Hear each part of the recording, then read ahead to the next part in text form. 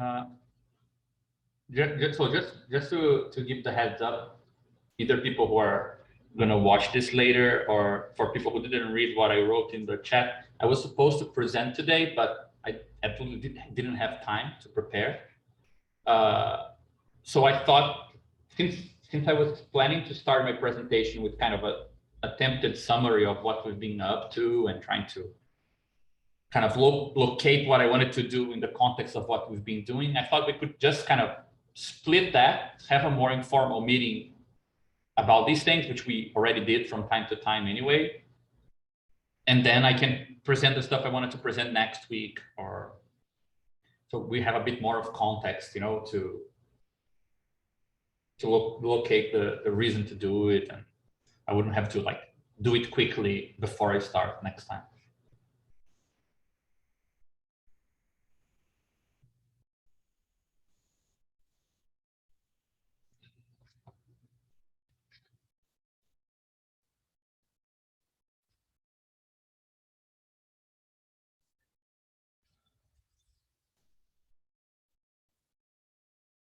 Yeah, and then I send everyone in a flooding of our WhatsApp group. I sent a bunch of ideas I had for things that seemed kind of candidates for common grounds, right? Either common grounds of people positively agree, or common grounds in the sense that at least we agree it's a point of debate, you know, which I think it's already a lot. So I sent a bunch of stuff. I'm not sure if we should stick to those ideas, like, or we should just have a bit. I'm not sure if anyone wants to like bring something specific to the table, or.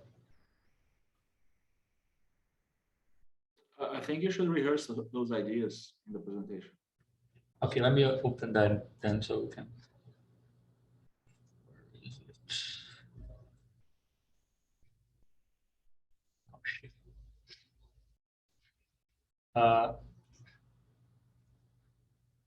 Just 1 second. I don't know where I put the presentation.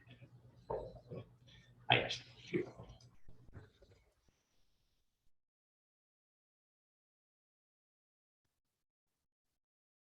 Okay, let me share my screen with you guys.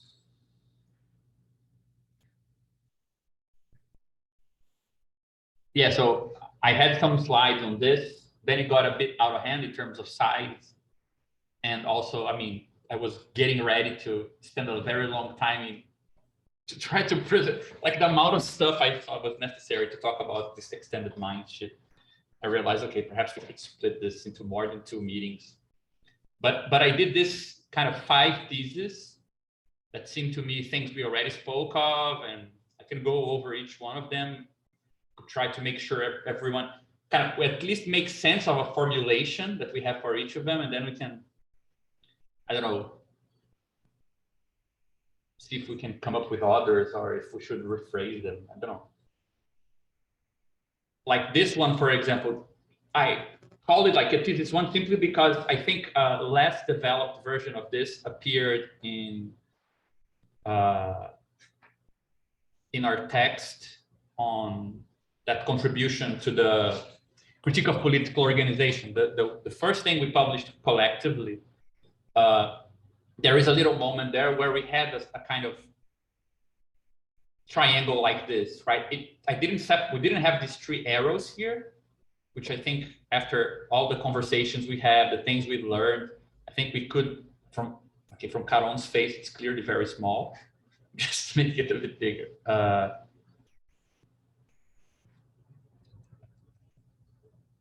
Is it readable now? Yeah, so I just added like constraints, reduction, and like the space of actions, right?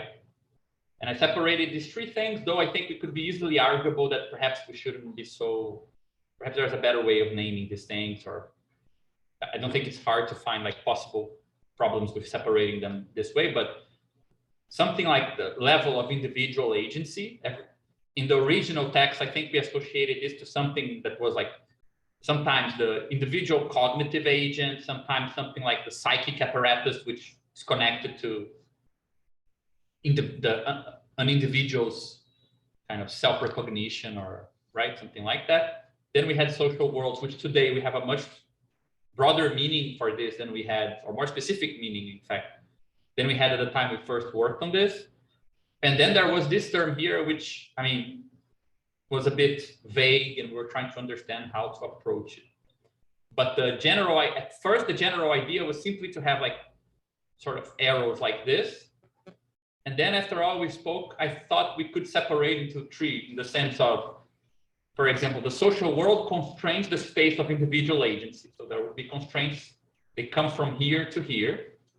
And also, which is not the same, there are ways in which the social world can be apprehended by an individual. So there's some reduction of complexity of the social world to the level of an individual, right?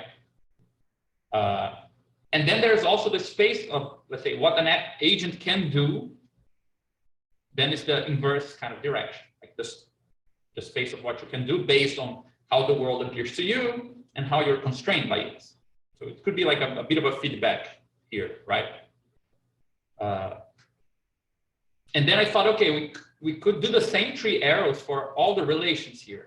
For example, if this is a political party, you can talk about how the world constrains political parties, both in terms of how it should be institutionally created. If you need to, organize it, there are funds, resources you need. So there are material constraints on how we can do things. But there's also a kind of particular way of representing the world or understanding how you're going to intervene in the world, which is also a reduction of the social world. But it's not the same reduction as it is for an individual. And there is a space of actions that a party can do, which is also different from the space of actions of an individual, right? But once you have a social mediation, like a political party, you can now talk about the constraints that the party puts on an individual, the way that an individual can relate to the party and map the party itself and the party's relation to the world, which is not necessarily the same as this one. And there's also the space of what you can do in the political party, right? So we can actually have these three arrows for all these things. And it seemed to me that it was quite interesting to see that the idea that you can exploit the difference between these things, right? That, let's say, the constraints on an individual, the direct constraints on an individual, are different from the composite constraints of the world on a political party and the political party on the individual. I thought that perhaps these things here actually accumulate in the case of constraints, right? For example, you need to work, it's here, but you're also a militant, it's actually here, and the two are combined. They don't really substitute each other. So I'm not sure if this is correct, but for example, discipline would be the case where your freedom is increased by the collection of these two constraints, even though there are more constraints here than direct constraints here, right? That's a good definition, I think, of discipline. If the way an organization is constrained by the world and the way that this leads the organization to constrain you actually produces something which is qualitatively different from the way that the world would constrain you directly. So there is a mismatch between these two things. So in other words, just a question, quick question. The constraints between social world and individual, the constraint between social world and individual agent is not just the composition between social world for social mediation, then social mediation to individual agent. It's actually a different arrow. Yeah, these things here was not I mean, it's not the result of transitivity. No, it's not the automatic result of transitivity. Yeah, this is not yeah, okay. Yeah, that's the whole point. Like taking this path would not be the same as taking this path. And we can even say, well, if this social mediation, if this commutes, this is not political. If this does not commute, then it is political. I think that's a really good idea. Like, this is a yoga school. Well, if it is economically and socially constrained, and it will constrain you in the sense you need to be there at the time of your meeting, and you need to pay for it. But this constraint is indistinguishable from this one. It's actually a subset of this. You're actually just picking an institution from inside this world. So if this commutes, so if the constraints of the world on you adds to the same thing as the constraints of the world on the yoga parlor and the constraints of the yoga parlor on you, then this is the formula of it being capitalist discipline, right? The sense of you're disciplined because you have habits and so on. If this is not commutative, if it's different, then it's political in the sense that that institution requires you or exposes you to some norm that it's irreducible to the norms of the world. It's potentially something else, right? Like it's a really cool way to actually get that qualitative distinction, right? John says something here. So labor organizing is breaking the commutativity of the work. Yeah, why not? Exactly. Right? In the sense that, let's say you're a firm where the firm is submitted to competition and it submits the workers to some behavior. Well, if this is just picking out a slice of this, which already existed, it's just an example of it, pretty much that's the same thing, then this is just a part of the world. But if this is, let's say, very strong trade union that is in a particular fight with the workplace, and it's asking something of the workers that actually accumulates force in a way that doesn't really result in more competition, but on something else, I don't know, then you would say, well, this is not the same. It's not just an arrow that you picked from inside a set of possible constraints, right? So I think that's a nice way to talk about these things. The same is valid for power, right? Let's say if your individual action space is exactly the same as you collectively adding up with other people and this collective acting on the world, right? So for example, as an individual, I can consume some things. It's an action I can do. Me as a collective consumer, and that collective consumer moving around commodities, it's just picking out, right? This action space is just like one case of this larger structure.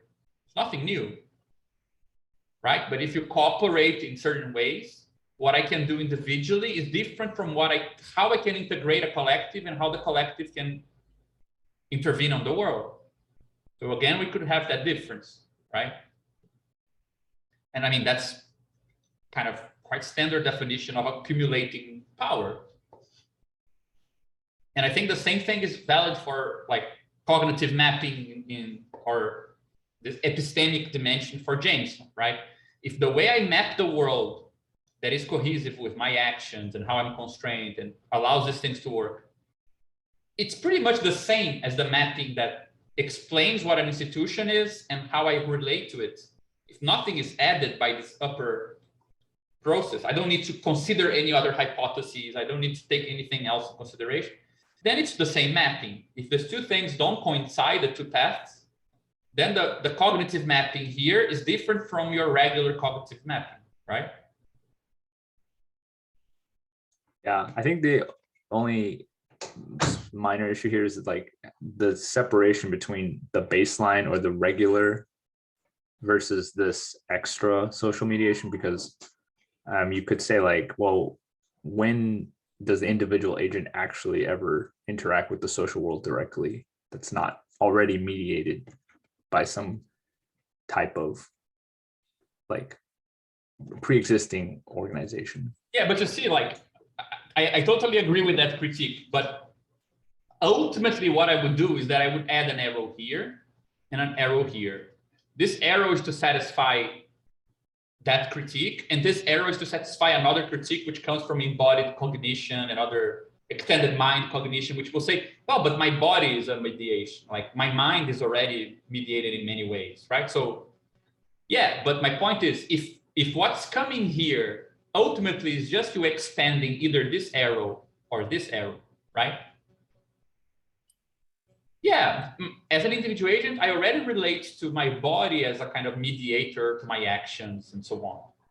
Well, so if you can kind of unbox this relation into this triangle, because every information you need for this path is either containing this kind of duality of this side or the duality of this side, because the social world is a bunch of institutions. So of course, when I relate to the world, I'm relating to institutions, to specific things. Yeah, but can you, this kind of organic mediations, can I just put it here? Which means this thing here is equal, right? Or when I put this mediation here, this thing is not the same, meaning this mediation is not one of those in this arrow. Does it make sense? Yeah, so you're saying the way the social world relates to itself defines the distinction between, or it's basically anything that can exceed or break the transitivity. Yeah, exactly. I mean, I'm just collapsing every triangle that would look agency, social world, mediation, every triangle that would be the same, right? This arrow is the same as this arrow. We're just collapsing it either to this relates to itself and then goes here, or this relates to this, which then goes here. So ultimately, it's all mediations all the way down. Why not? Right? But we're not interested in just making that bland statement, because there is one distinction: mediations that add up to a commutative thing, right? And mediations that don't, in the sense that taking that path is kind of unique in some sense. That's what I wanted to ask. What would be the criteria? I can see that the criteria, in a sense, is that the relations don't they don't commute, but is there something in the interaction between the three types of action that makes for a specific social mediation to arise? Is that something? Because I'm trying to see how, for example, from a social world, how would a certain social mediation arise as something that affects that difference that you're pointing out? Yeah, I mean, as the guy who is satisfied with some of Badiou's answers, I would just say, like, it's contingent. Like, there's no theory of what you need to do so that this is not just a case of this, right? And probably, for example, imagine this is a political party, okay, like a leftist political party. There is a perspective in which this is just regular democratic games. It's just a political party with its candidate, and that's just it. Right? There's nothing new in the fact that the nation gives some money to the party, like the public fund of the party. There are some ways in which you can participate in a political party. Well, and all of this is just part of a larger constraint called being a citizen. So why would this be non-transitive, right? Non-commutative? This is absolutely legal. This here is regular. It happens both on the left and the right, like the ways the party constrains you, like you need to be there, you need to take part in debate, so on. So why would you say this triangle does not commute, right? But for example, so there is an angle from which these norms are all kind of this homogeneous. But there's also an angle which is interesting, for example, for a guy in the Communist Party in Brazil. There is an angle which actually explains better some of the norms that he follows. Like, he spends time distributing pamphlets that are not helping electoral wins, right? It's just pamphlets with class consciousness messages. You cannot account for that through good citizenship in terms of electoral gain. So you explain it better by adding some commitment that you wouldn't need to add to make intelligible other normative practices, right? So in that sense, some difference starts to appear. Like, you're taking on more constraints than this set of constraints here require you to do. Like, to be a good citizen, you could be in any party, doing any work, but to explain that sort of action, which is not really directed at electoral politics, which is doing something else, how do you account for it? Right? That might be a way of distinguishing it. Yeah, yeah, I think it's clear because in a sense, what I was thinking, at least like as an image, is that it seems that the difference between a space where social mediation and the social world, they are the same, is there are no differences between the constraints, the reductions, and the action space. So in a sense, the angle between social, it wouldn't be a triangle, it would be like a straight line. And then it opens up the more commitments and the space of actions and the intelligibility rises.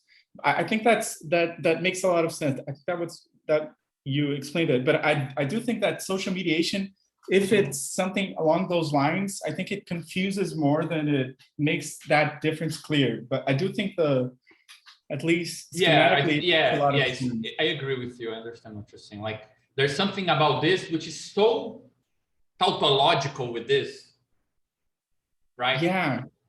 Perhaps another because name. There are social mediations in social worlds, like as But like almost like social mediation should be here, and this should have another name just to distinguish between this inner structure. I think so. From this, I think so. like the social world could be the collection mediation, of perhaps. social mediations.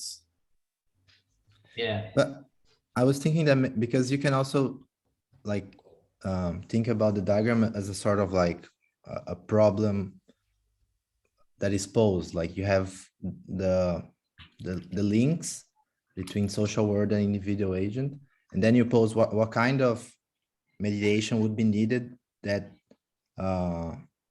it exceeds the sort of constraints that are already given in the social worlds. So if it commutes, then whatever you place in the social mediation can be sort of like observed to the social world. If it doesn't commute, then it's something else. So yeah, more like an equation, right? In the sense that like you have all this. Yeah, exactly. It's actually funny because you're not solving it to find like a point of equilibrium where all these things are together, but disequilibrium, right? Yeah, it's a cool way, I think, to think about it.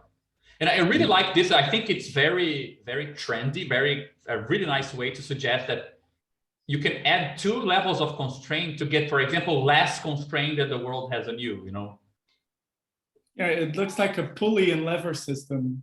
Yeah.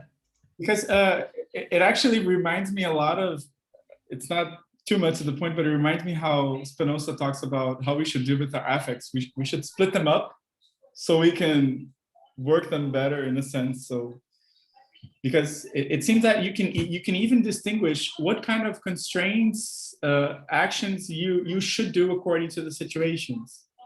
Because you don't have to have an equilateral triangle. I think that's something that the types of commitments, the quantity of commitments that you have to make can vary depending on what's specifically at stake. There might be situations where, for example, you have the point of the social mediation.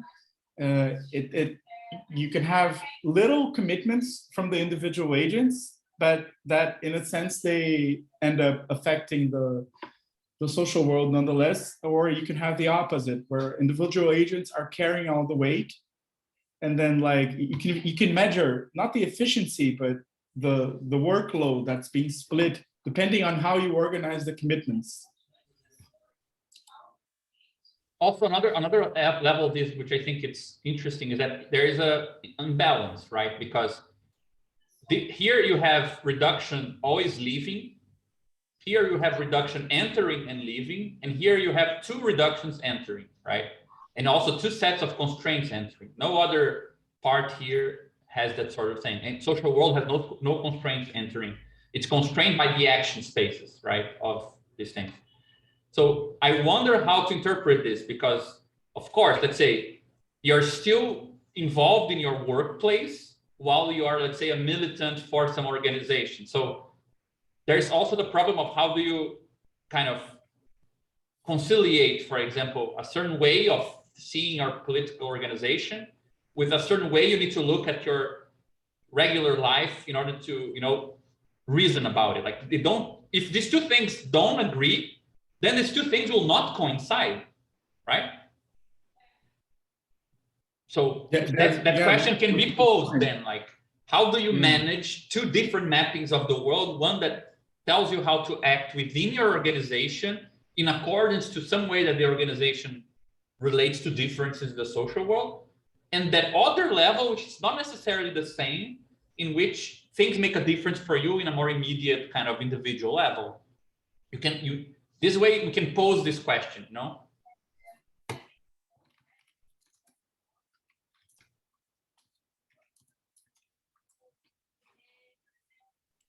Yeah, I think you can imagine reduction meaning like this. So imagine that this is a very complex world, has a lot of stuff, right? For example, the war in Ukraine is affecting the price of wheat, which is affecting, a bunch of things, plus oil is getting expensive. This will affect, I mean, as an individual agent, I cannot reason with all those things, but there is a certain way in which that complex world appears to me. Like what makes it, in this whole big mess, what counts for me, right? For example, if I know things are bad, that's relevant, but exactly how they are bad might not be. I might not be able to tell apart why the oil is going up. That perhaps doesn't matter. I cannot do anything about it. I'm just receiving the news as if it was a change in the weather. But for example, if this is, a very big political movement, the same fact that wheat is going up, it will affect the food for, lower middle class in East Europe. So there might be a new situation politically. All that is much more relevant for the big European political movement than it is for me as a Brazilian citizen. So there is a different transcendental reduction, if you want, between the social world and that organization and the social world to me, right? What counts for each is different. I think that's kind of like how Karatani would call this kind of cognitive mapping, how you kind of organize what matters and what doesn't matter in the social world, right? And it's good to separate these two things because clearly the whole intricate question of the war in Ukraine affects me in ways that don't necessarily agree with how I need to map it in order to make decisions, right? Those two things don't need to be the same. That's why I think I added the arrow separately.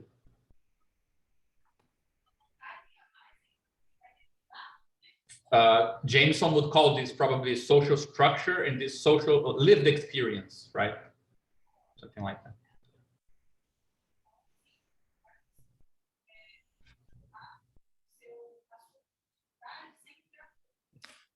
But one thing I've been thinking, like how to formalize like negation or counteraction. So in this diagram, like it got me thinking, like, so if you have a constraint from the social world to the individual, so say C3 and C2, if we take instead like the action arrow, and then suddenly you have instead of like a commutation diagram, then you have a sort of like thing that might close and come back to itself. Like, could you see like treat it in a way of whether the action can sort of like counteract the social constraint, like if it sort of exceeds it or not, and if it's equal, then like mathematically, in terms of math, I don't know, it sort of like becomes a sort of identity, I guess. So it sort of like nullifies the action of anything. Sorry, let me see if I understand. Like, how can we look at the constraints to see the effects of the actions? Yeah, it would be like, how can you like sort of like, for example, so C3, C2 composed with C3 equals, yeah, you would have to compose the tree, I guess. So what does C3, C2, C1 compose, A1 composed is equal to? Is it like an identity, or is it like this kind of question? Would it be answering whether an action is counteracting the constraints? Yeah, I'm not sure if I understood, but for example, let's see if in this example it helps. Imagine this is a person who is joining the Workers' Party to get Lula elected. So there are some things you need to do, like these are some constraints on what you can do. even like practical constraints. You need to get some either internet connection. You need some things are required. You need to speak in certain ways. There's a bunch of constraints. There are some constraints also on the Workers' Party and so on. And there is the stuff you can do with regards to the Workers' Party, and there's stuff that this collected mediation of everyone who's engaging with this thing can do to the social world. It can add up to something very common, very similar to you voting for Lula. Like I voted for Lula, and I spoke to people so that they would vote for Lula. And the result is that he got elected. So, for example, that's a very arguable if it commutes or doesn't, I guess. Probably would have to be evaluated in terms of, for example, how this collective thing here relates to this constraint here against it, perhaps. But at least we could distinguish, for example, between, let's say, a political process happens, and then the state violence against it goes up against, it's not really against specific people, but against, let's say, the black blocs, right? So you see a counter movement in this constraint. It's not directed to changing the price of rice for everyone. It's directed just at, don't let people get together dressed in black in protests. So this is the response to this thing here, right? But you can also, let's say, you win in Chile against abortion laws being prohibited. You pass the laws. Actually, it's here that you see the change. People now, outside of this movement, if they want to get an abortion, now the state makes it less hellish, right? So you can actually oppose, like if the constraint is appearing here, if the consequence is appearing here, the consequence is appearing here. But couldn't you, I think I'm one step before that, I guess, like if you let's just take like the interaction between individual agent and social world. So if you're able to apply a constraint and then an action, and then you're back in the same place, does it mean that the sort of action undid the constraint? So it sort of like negated the constraint. So if in this path here. Yeah, if C1, A1 equals like the identity, it sort of like seems to me that it undid whatever the constraint was trying to do. If it's not able to like return, it means that the constraint made a change that cannot be undone in a sense. Like there's no action that you could. So say for example, you need to get up, do a bunch of stuff and work, because you need to deal with the fact that you need to pay for a lot of stuff by the end of the month.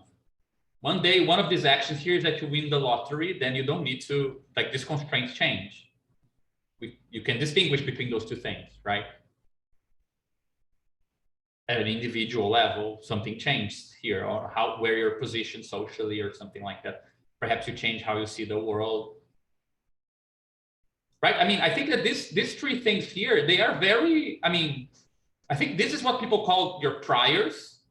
This is what, it's the whole normative space of action. And this is a sort of part of the traits of the social world that, is being caught up in your practical commitments, right? It's kind of like how the world answers. So I think this whole kind of cognitive model of, it kind of is like this here, right?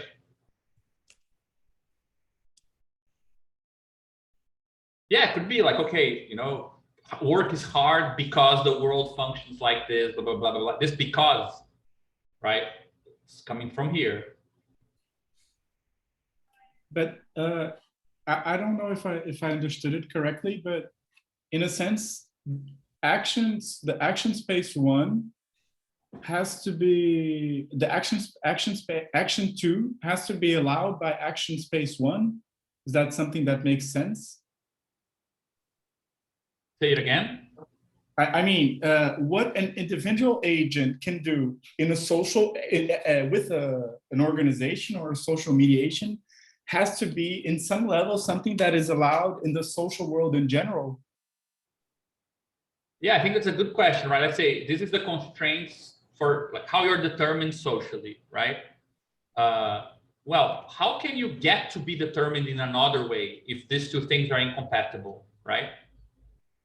Yeah, I was thinking about the re-democratization process in Brazil, because no parties were allowed first, in a sense. Mm-hmm.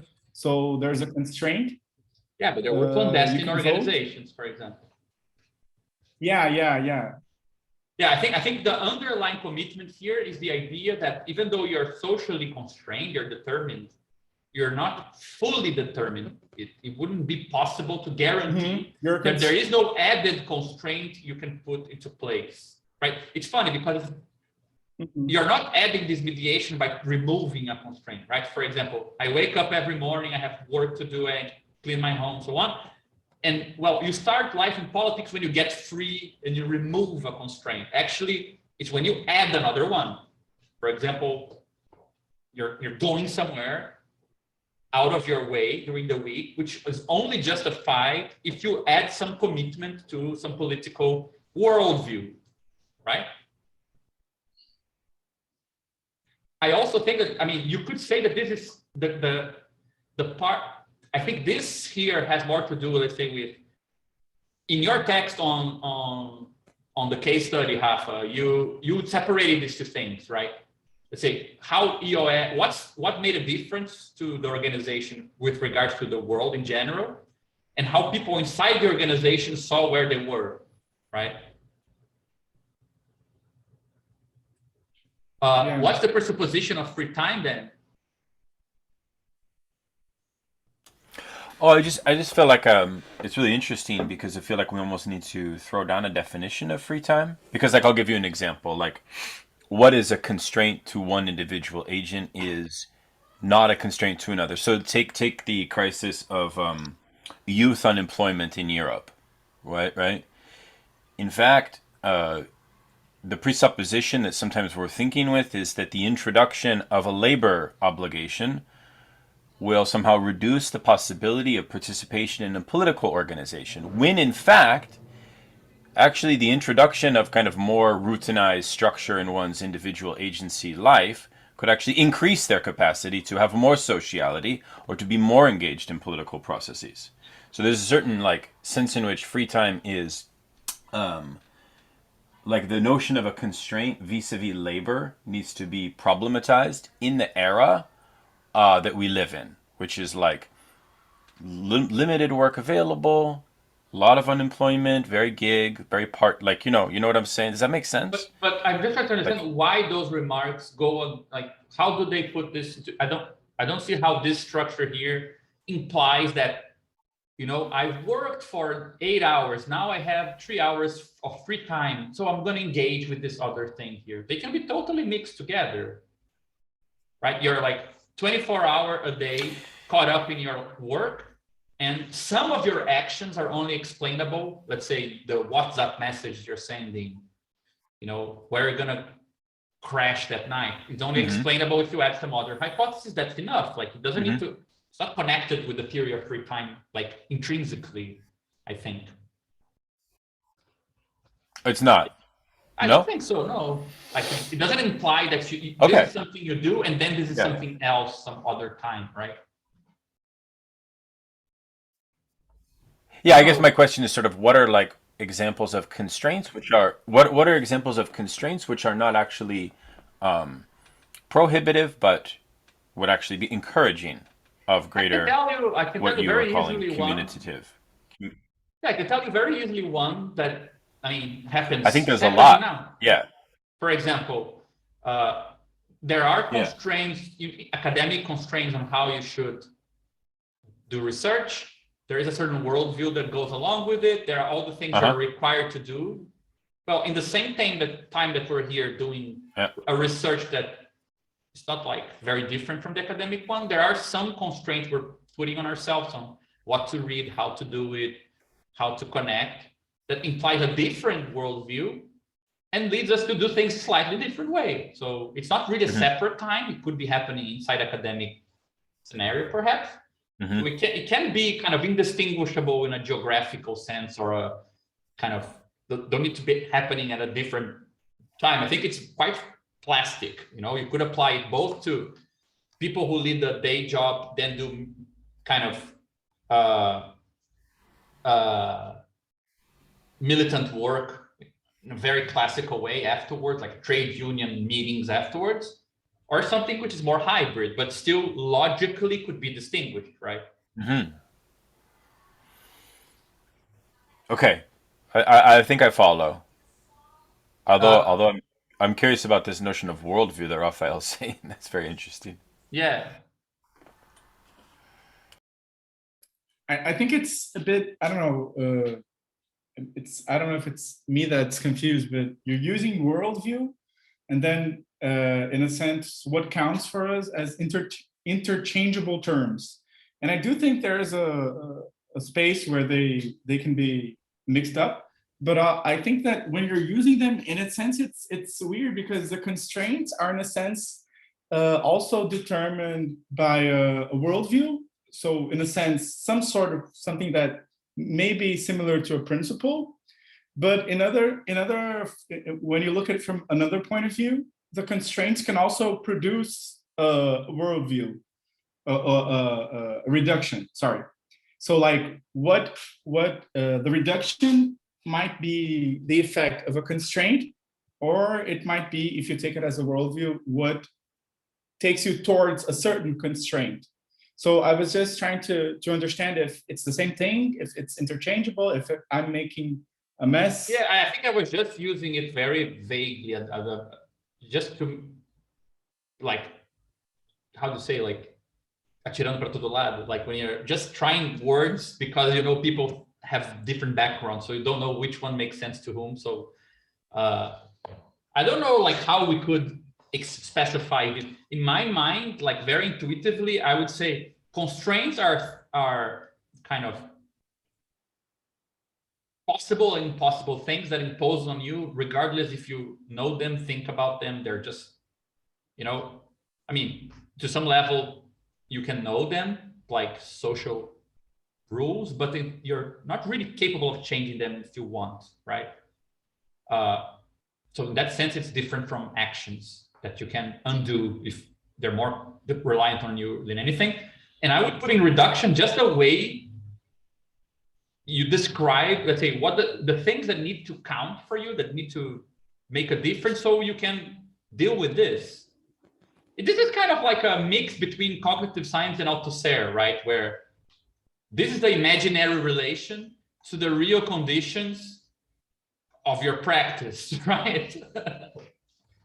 So, yeah, or the model for some level of, pattern response that you kind of anticipate once you have this kind of preconceived model in place. So predictive processing and Althusser meet at this weird. So I think it could go many ways. It also fits very nicely with the thing we were studying, where you would have like a transcendental in Badiou's sense to the world, and then you want to know what happens when you filter it to a transcendental where the psychic structure needs to be maximal, not the social world, right? All those things kind of start coming together, I think. The weird thing, I mean, the problem for me that makes this very hard is if you forget about this, you have a lot of tools to talk about this. But when you say, I only want to talk about this using tools that I can also use to talk about this, then not all these tools are useful. Like certain presuppositions of cognitive science might not be useful when you want to say that the same thing that happens with an individual with regard to social world, the basic structure of it also happens here, right? So considering only these three arrows, I think you can find psychoanalysis, Althusser, a bunch of traditions which have a lot to say about how these loops happen. Once you say, yeah, but I only want to stick to the ones that allow me to talk about this other stuff here, then like you added a commitment that will funnel them to a smaller number of possible theories. Because, and then you can even say, I mean, it even becomes easier to see it becomes easier to see why some cognitive theories get in the way of politics, even though they're clearly well-intentioned, because sometimes there are some commitments that are at stake here, and they're perfectly fine if this is everything there is, and every mediation with the world can be explained by this arrow. Like, yeah, but when you engage with politics, you're just doing a bit more of the same thing you're doing when you're doing anything else. So why separate it, right? The moment that you say that this thing here might require a special description, some of the commitments you had with this explanation here actually start to see like, yeah, rational action, or, you know, some theory of reasoning, some things might clash, even though they didn't look like it. So I think that there's a nice way of framing this effect as well, which sometimes happens, you know, like it's really good to. I think this is very interesting, but I think I was trying to understand, but maybe I think through what you were saying, in a sense, it may or may not have cleared up, is that when you talk about commitment, it seems that it's the composition between constraints, reductions, and actions, because there's a passive. There's a passive element due to the reflexivity. There's an action due to the fact that you are the one taking a commitment, and there is, in a sense, a knowledge. I don't know if I would, because it seems in a sense that a commitment would be the movement that makes a difference, and then the difference is explicitated. I don't know, through these three elements. I don't know, but I think there's something that, because I think what I was trying to understand was, okay, so an individual agent, there will be a commitment that will constrain him, that will allow him to see things in a different way, and that will improve his action space. So yeah, in a this sense, can be perhaps information. I don't know. I just find it a bit too vague. The reduction. Yeah, like. Yeah, sure. It's easier to explain this arrow if it's not called knowledge as well. Yeah. Okay. No problem. Yeah. But I think in a sense, at least what you're referring to as commitments, and I think that makes a lot of sense, because I think there's a contingent element. You don't actually have to know what you're committing to. You don't actually have to know you're even acting sometimes, and you're not always aware of how you are being determined. So maybe in a sense, there's a place to flesh out. Yeah, and for example, if you just assume, let's look at the trivial case where this is commutative, okay? Now, the commitments, the beliefs you need to hold that are connected to the institution, but don't pass along to the individual, are a lot. Like, for example, the institution of money, right? The main one. It's definitely the case that, you know, you need to, it's assumed by the institution of money that it is not just a piece of paper. But if you ask people about how they use it, they will say it's just a piece of paper they know very well. So you need to know less here, because there is also filtered by the institutional dimension, right?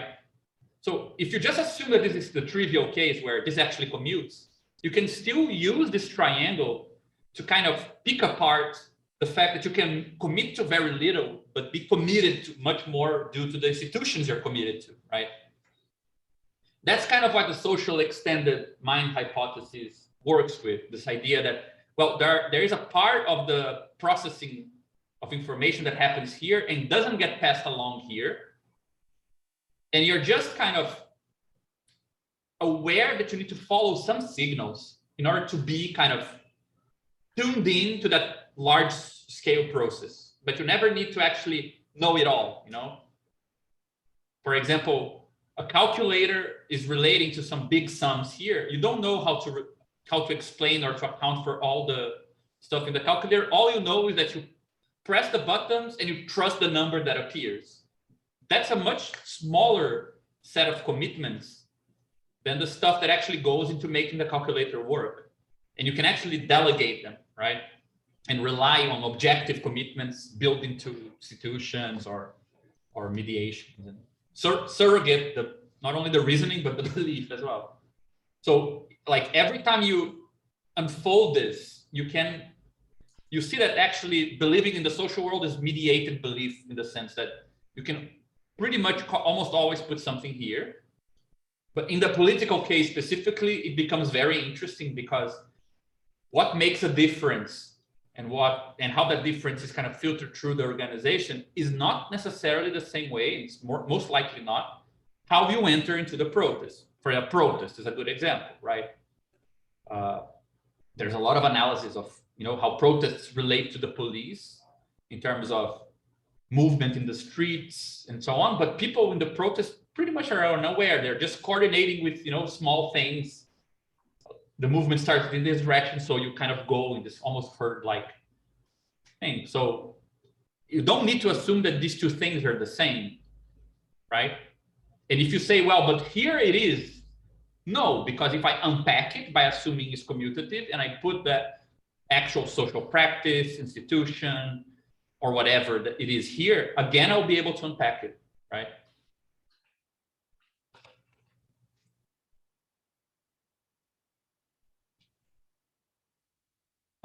John, you asked made a really long comment. Could you elaborate just so we don't need to read it in the chat? Yeah. So basically, it was coming off of thinking about Renzo's question around the kind of loop. And it seems like maybe one of the ways to think about representative or epistemic activity is it is a kind of loop, which is an identity on the social world, where when you go from the reduction and then back to the epistemic activity, you're going back to the same place where the reduction happened. But I don't think it makes sense to then generalize to that we have to be able to go from constraints to action space back to the same place.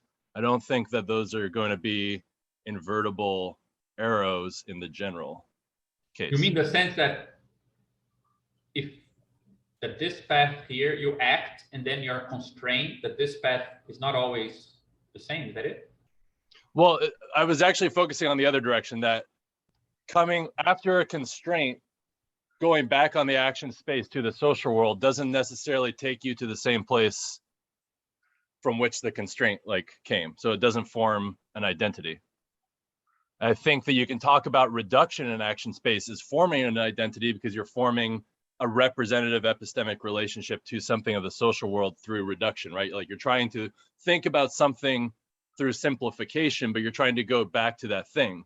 But operating under a constraint in general doesn't necessarily mean, right? Like I might decide to change a situation entirely in operating a constraint, right? Like might choose not to work or might choose a different kind of work or something. So I think that we don't necessarily want to assume that the loop from social world to individual agent back to social world is invertible. That's what I was basically trying to. Yeah, I agree. Yeah, sorry. What Renzo said there is a cleaner version of what I was trying to say.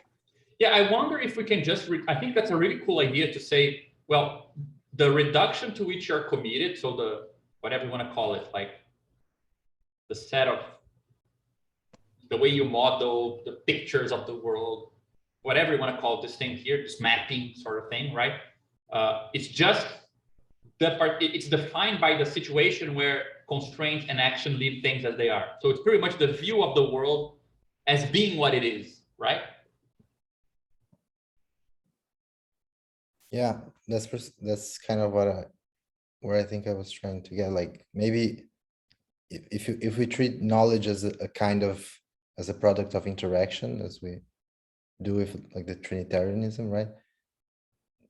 The kinds of action in which you have the degree of the part of the action of which you can like fully sort of predict in a sense, or sort of like have control over the effects it has. That's knowledge, right? When you know,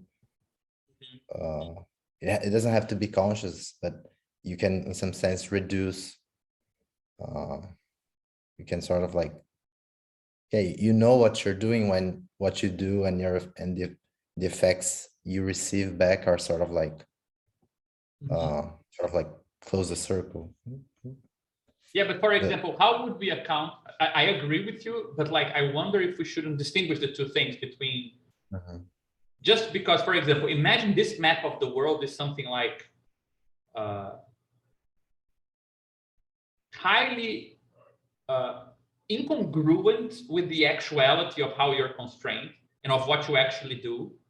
But because it's different, it helps the thing to close, right? So, for example, you're not doing shit, but you have an idea that individuals should recycle because that's going to save the planet from climate change, right? The planet is still going to get hotter and hotter and hotter, and you get fucked anyway. In your action space, it's still like a small ant trying to fight the sun. But it's actually like you're getting this loop of not doing shit and not being able to do shit because you think you're already doing a lot. Like, I remember this really cool psychoanalyst called Todd McGowan, where he has a book where he says the greatest obstacle to being a revolutionary is thinking you're a revolutionary. Like, you fantasize through small gestures, you're doing something revolutionary. So never the question of what you should be doing actually gets raised. So sometimes the way you picture your place in the world can be highly disjunct from how you're actually in the world.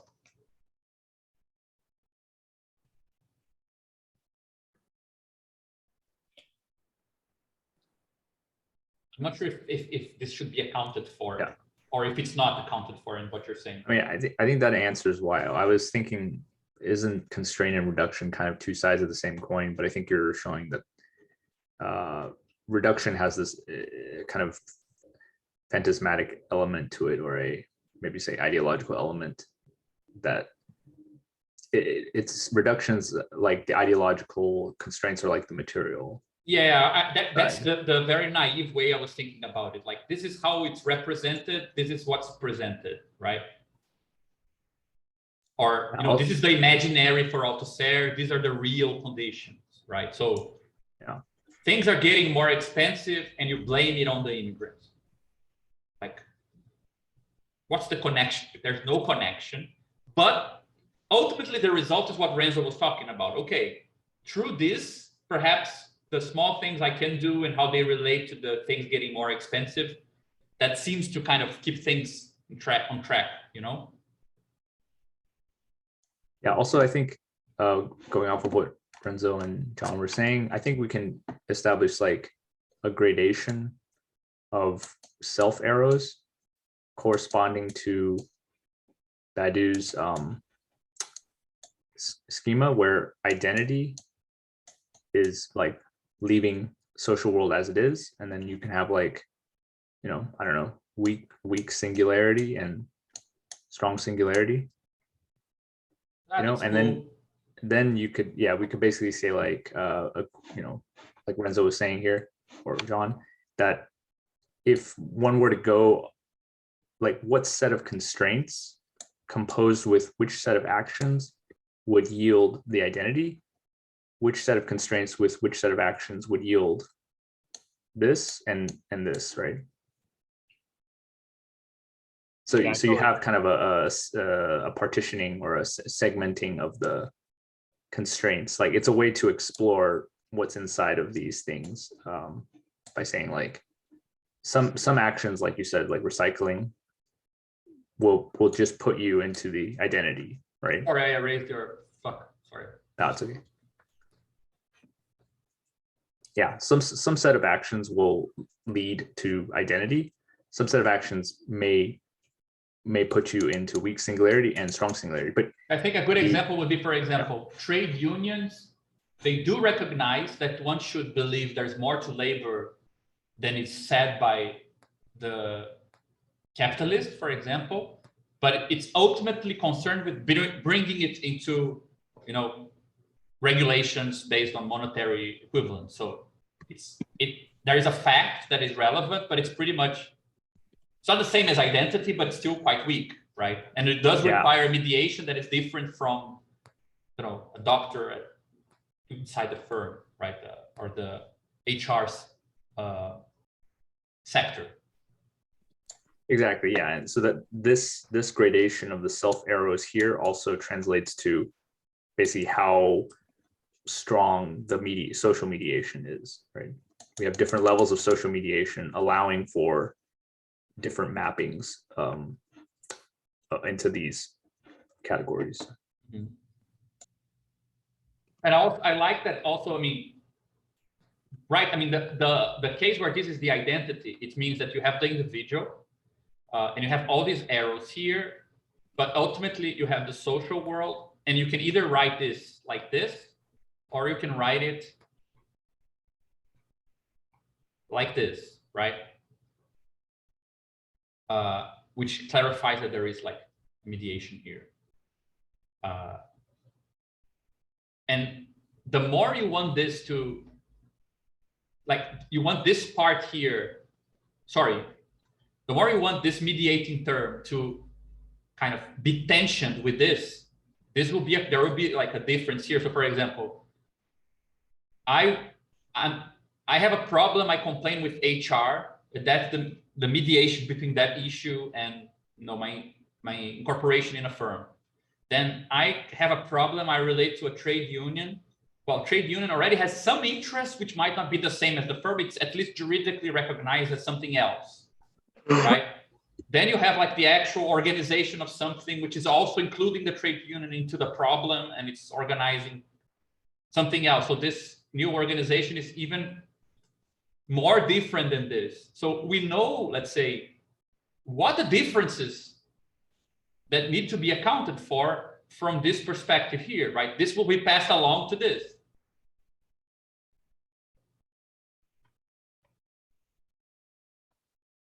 I think there. Yeah, I think you can call it autonomy, like you're autonomizing that social mediation, right? It's becoming more like a foreign body inside the social world.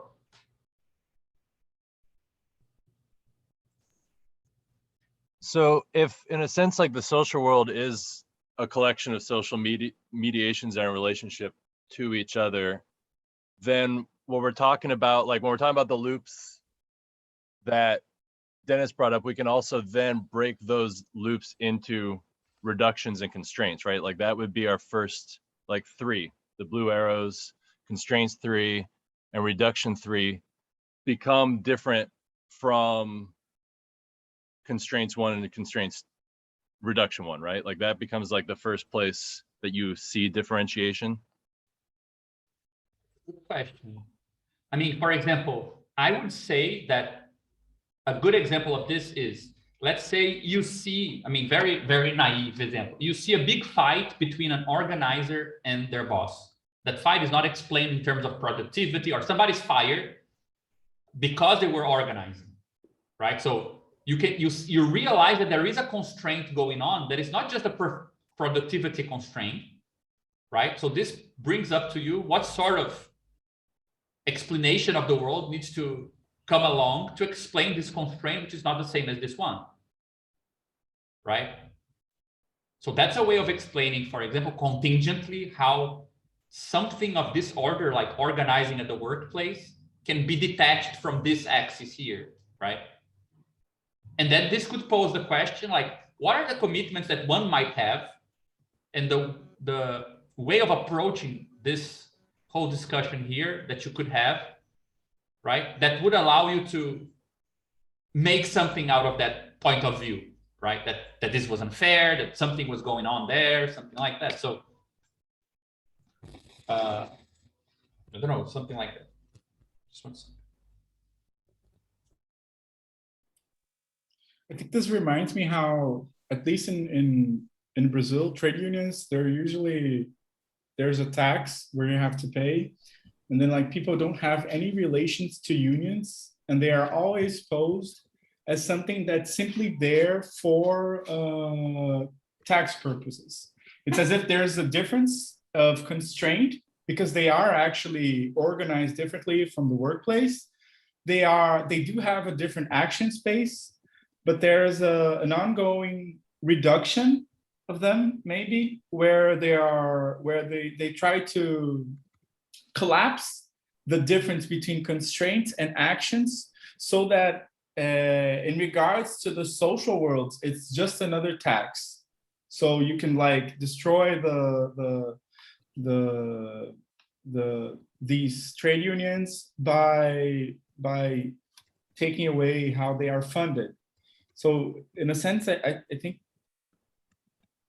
I don't know, but I think it's something that makes it so you can see that the social mediation, or I don't like social mediation. I think it's like bodies or something, or organization.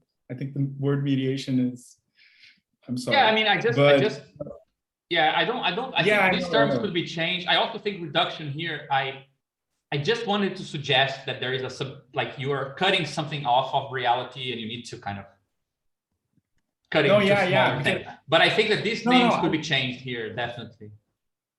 No, yeah, of course. I'm just complaining for the pleasure.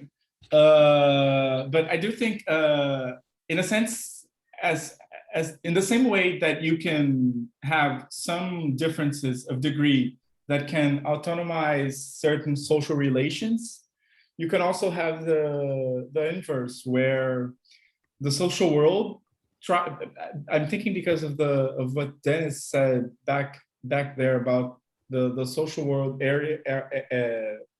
social world self arrows being the reproduction, in a sense, the reproduction. So in a sense, I think there's also the fact that this works both ways. I think it strengthens the hypothesis that the difference is established when you have these non-commuting factors. Yeah, I think a good way, like to use a traditional metaphor, is if you think of this as the social body, right? And if a mediation is just an organ of that body, it's reproducing that body, right? But you can have either an organ here that's the organ of another body, right? Like you only see what's the function of this if you add some hypothesis about some other consistency, right? That's a way of kind of using the body politic metaphor to say, well, social institutions are not really that autonomous because they're pretty much parts of this structure. But you can have a part that is kind of like a partial thing, in the sense that it's like a severed hand. It looks like a part of the body, but it's not really. This is not really reproducing the world. It seems like a diseased part. There are enough commitments that it's that other factors are in play. Another consistency is working. Yeah, I think that's a really good metaphor, right? I mean, if you have, I mean, it's actually the most ancient metaphor for this process. Like, you will have the idea that you have a body with parts or members here, and usually in conservative discourse, the way you describe when you have a part of your body that doesn't obey you, right? It's diseased, it's cancerous, it's something to be cut off. I think I mean, it helps to perhaps picturing this, right? One thing I just wanted to say is that when I wrote this down, I was just thinking about the red arrows, right? Just to talk about, well, the way that you see the social world is different from this formal procedure here. But I see that once you add the other stuff here, they almost seem more interesting than this problem of mapping, right? But just to explain why this is the red, you know, like as if it's the central thing. Can I just say something? Sure. So I like the term social mediation, because in this way, it could be an organization, an institution, or just an event like a protest, because it's like a part of the social world, but has other relations that will change the entire scheme. Because Rafael doesn't like the term social mediation, but I actually do. So I think you should keep it. I think it's hard to think of another one. I just think I just think it's too loaded, not vague enough. No, it's not vague. It's not vague. It's not vague. It's formal. It's not vague. It's formal. There's a difference. Like, what if instead of mediation, it was like social parts, you know? Yeah, I think it's and better. Then you qualify if it's a social part. Yeah, if it's a part that commutes, we call it like a member, social member. If it's a part that doesn't commute, we call it, you know, organization in the stronger sense. Like it's more autonomous, right? These degrees that Dennis was talking about. Yeah, I don't know. I think something in that direction makes sense, you know. And I mean, let's say this, I think this is a really cool kind of diagram to bring together a bunch of questions, but I also think it's really good if you consider this other one that I did here, because it actually shows that we can combine a bunch of stuff we've been talking about into this little thing, right? Because the whole thing with the three transcendentals coming from Karatani and so on and so forth, it goes here and goes here as well, right? We can use the three transcendentals to talk about social formations and to talk about specific institutions or social parts inside the formation, given that we know that not all parts of a world need to have exactly the same structure of the global world. So it goes both ways, right? For example, you can have, as we were talking about, like you can have the American federative kind of very anti-bureaucratic institution, and you have the sports world in that world where the logics are not necessarily the same. It even maps the world in a slightly different way, right? You could have that distinction, right? So we can use these tools to make this clearer, I think, right? The whole thing about this communist approach, which is experimental, which should be probing or perturbing something about the world, which is kind of irreducible to it. It actually combines to go here as well and to talk about this, right? So it's a way of kind of informing a bit more how we talk about these things. It even seems as if the social mediation or social part or social whatever, if it is something that latches off the social world, it is an indication that since this latching is due to commitments in a larger space of action, that it points to the org in a sense. It's conditioned by the possibility or whatever, however we phrase it. But I think I was thinking about the org, but I think it makes more sense like this. The org is something that's not exactly the part that latches off, but the org is what conditions the latching off. And if there is a latching off, you have some sense that the social world is not enough. Mm-hmm. Yeah. Right, because I mean, we spoke a lot about the tension between social objects, which are made of these complex things here, right? Which probably, that's what we think these objects are what belongs to the social world, right? And there is, let's say, whatever innovation or experimentation with things that are not counted by the world, which goes into this mediation, the more of this there is here, right? So the more of this at this arrow, the more it is different from the world, right? And I think it also helps to see that why can we make these claims, right? Why can we talk about, well, the social world can be seen as composed in this way, social mediations, we can account for how irreducible or how autonomous they are with regards to the logic of a world by adding this hypothesis here that there are more ways of organizing than the social world, right? The only reason why we can use these tools to talk about these two things and keep them commensurate is the idea that this is the background of everything, right? The idea that I think I added a slide that I think it's almost okay. I'm not sure if it's a good description. I think it's also quite this debatable if this is a good way of putting it, right? But that triad of saying, looking at how differences are composed together, looking at what differences you get to change, right? And looking at what differences count as a difference, right? What differences make a difference, what you see as relevant information, that these three things are connected. I think this is the kind of underlying commitment that makes the other stuff homogeneous, right? So you can say, how can you talk about social worlds in a way that is commensurate with talking about organization, which is commensurate with talking about how you map the world and things like that? I think it's due to this three terms here being connected, right? I'm not sure if I'm being too cheeky with saying that composition is connected with how you count something as real, meaning what counts as being the real atom of the world, right? the whole theory of resolutions and how things compose, if they're compatible, if they're not. I mean, this is what you call an atomic logic, right? Interaction would have to do with, okay, given that the world is made up of this or that, what can you change in it, right? What differences can be made different in this world? And what is like just a bedrock you need to accept as unchanging? For example, most political action doesn't think it can change the color of the sky. But some do, like, you know, nuclear war. But I mean, you know, so depending on how this, like, what composition is at stake, what you can interact with is restricted, right? And I think that this is what Badiou calls, I mean, it doesn't really call it, but it's the logic of relations, right? Relations between already constructed objects.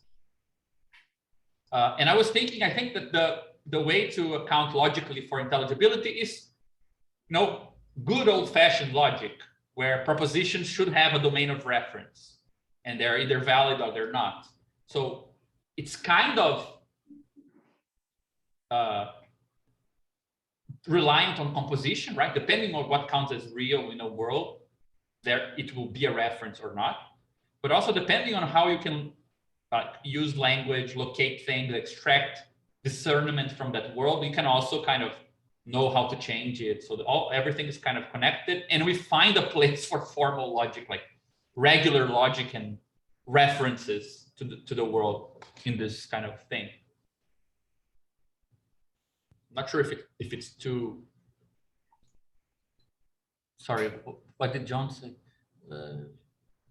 Oh, sorry, it's about the first thing. Can you go back to the slide right before that we were looking at right before this one? The big one, the one with a bunch of stuff. Yeah. Yeah. So one of the things that's interesting is you're talking about the org is kind of like withdrawing from that, or not necessarily withdrawing, but like being different from that and kind of measuring that difference. But there's a lot of stuff, like I'm thinking of like, say like subculture groups, gamer groups, all kinds of things that can become different from the social world. But one of the things that's important about political orgs is they become different from that, but then in turn try to act upon the whole social world, or at least like in some local way. And so there's a kind of like looping there that I think needs to be, right? Like that's something that defines political in a way, right? How does a social group that is very niche, I think that's what you're mentioning, like subcultures, how do they put into question? Well, if they're putting into question for individual agents, then it's the sum of the individual agents who are involved in that particular niche group. It doesn't have to really go beyond.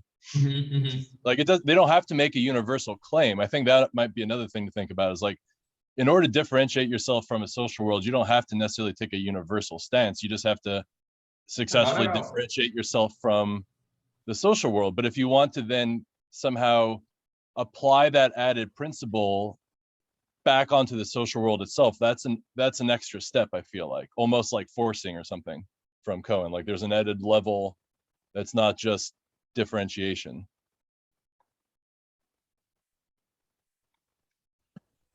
Yeah, I mean, I think that all the stuff we're doing, it has the benefit, which I think it's a really important topic for the idea that we want to talk to organizations, talk to militants, and find a way of listening to them.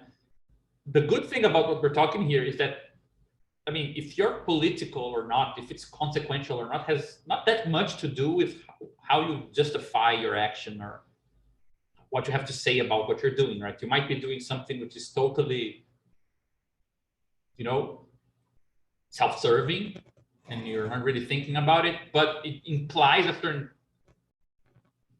let's say, it leads, right? It's, let's say, going back to that other drawing, like this relation here is quite simplified. Nothing is much left to you. But when you look at, for example, I'm just downloading and uploading subtitles to a movie database. But, you know, people start consuming it so much that it's actually no longer making viable neither streaming services nor, you know, regular cinemas.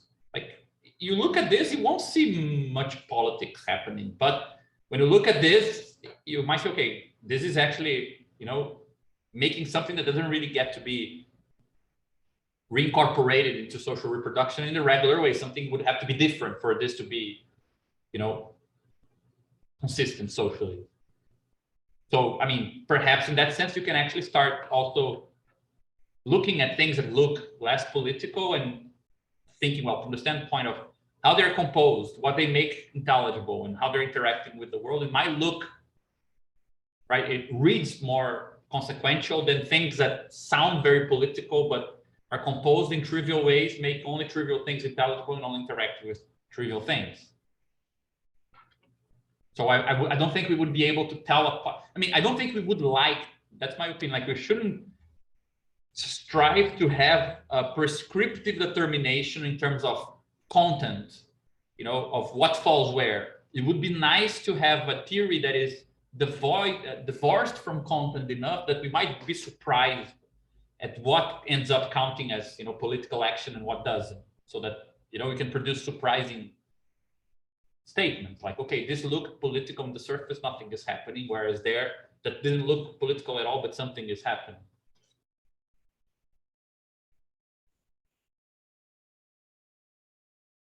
But I guess that statement, something is happening, is the point, right? Like if something is happening, then it's happening in a social world. That's the point. There's some change in the social world. Something is happening. I'm not saying we necessarily say what it is, or there's any particular programmatic content behind it, but that there's a kind of loop between the organization and the social world, which is still a formal thing. Well, okay. Yeah, I mean, I don't understand. Like, if we go back, okay, we just skipped too quickly. Like, this is our other thesis that we've been working on. A lot of people here have been kind of working on it, right? We have like that idea that objects in a social world are composed of three logics. You can kind of construct the partial sums of these logics, but ultimately it's this complex thing. We have some hypotheses about how to think about these different logical spaces and the whole shebang, right? But this is kind of the basic thing. Plus the hypothesis that, right, which I think we could call it the communist hypothesis, being this, that this organizational space of all possible ways people know how to associate or could experiment association is larger than the space of the objects of this social formation, right?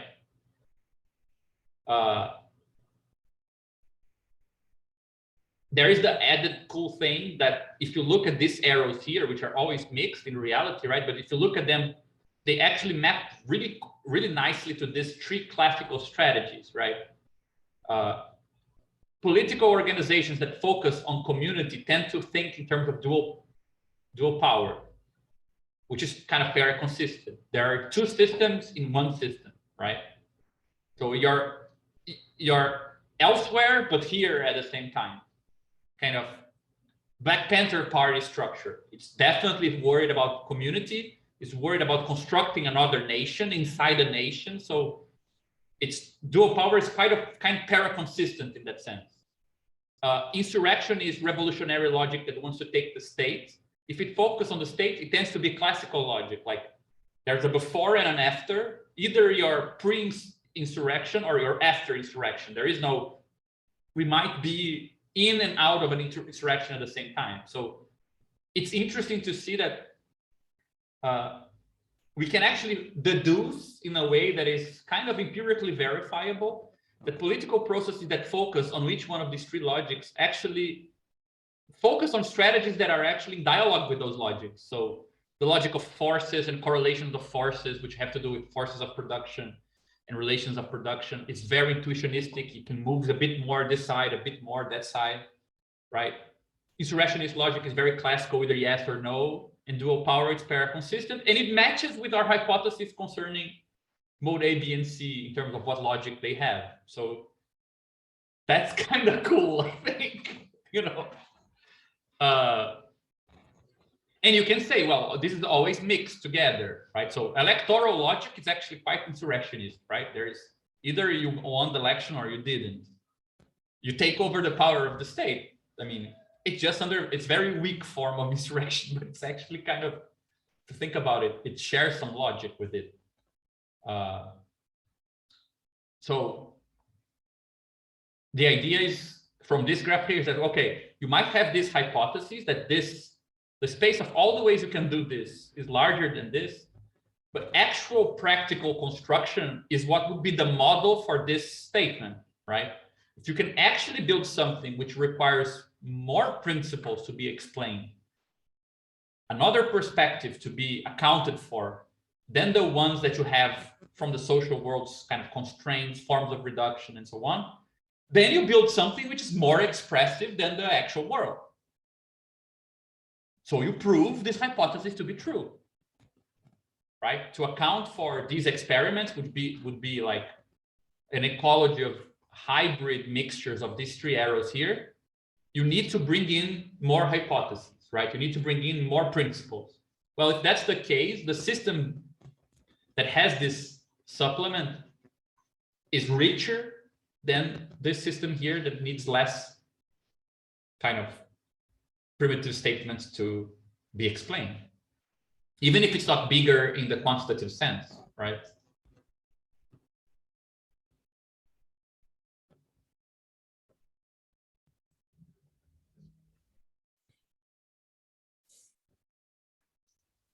Really happy That's about this nice. thing.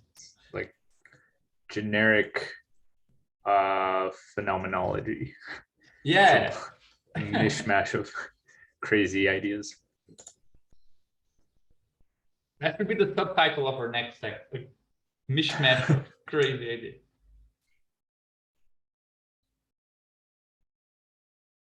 So, I mean, I think that this here is the more, let's say, this is the sort of logical addition that we're making, I think, to this here, to say that this doesn't commute, right? When we say constraints that are not accountable just with the commitments you have here, what are these added commitments? Well, if you go to our generic experimentation thesis, right, is the set of commitments that make these three arrows rational, normative constraints, actions, and forms of looking at stuff. So that's why I added it here, right? So the idea that this is bigger than this object here, but because it requires more commitments than you need to commit to work here. That's, let's say, what accounts for the difference that social mediations can have with regards to the social world.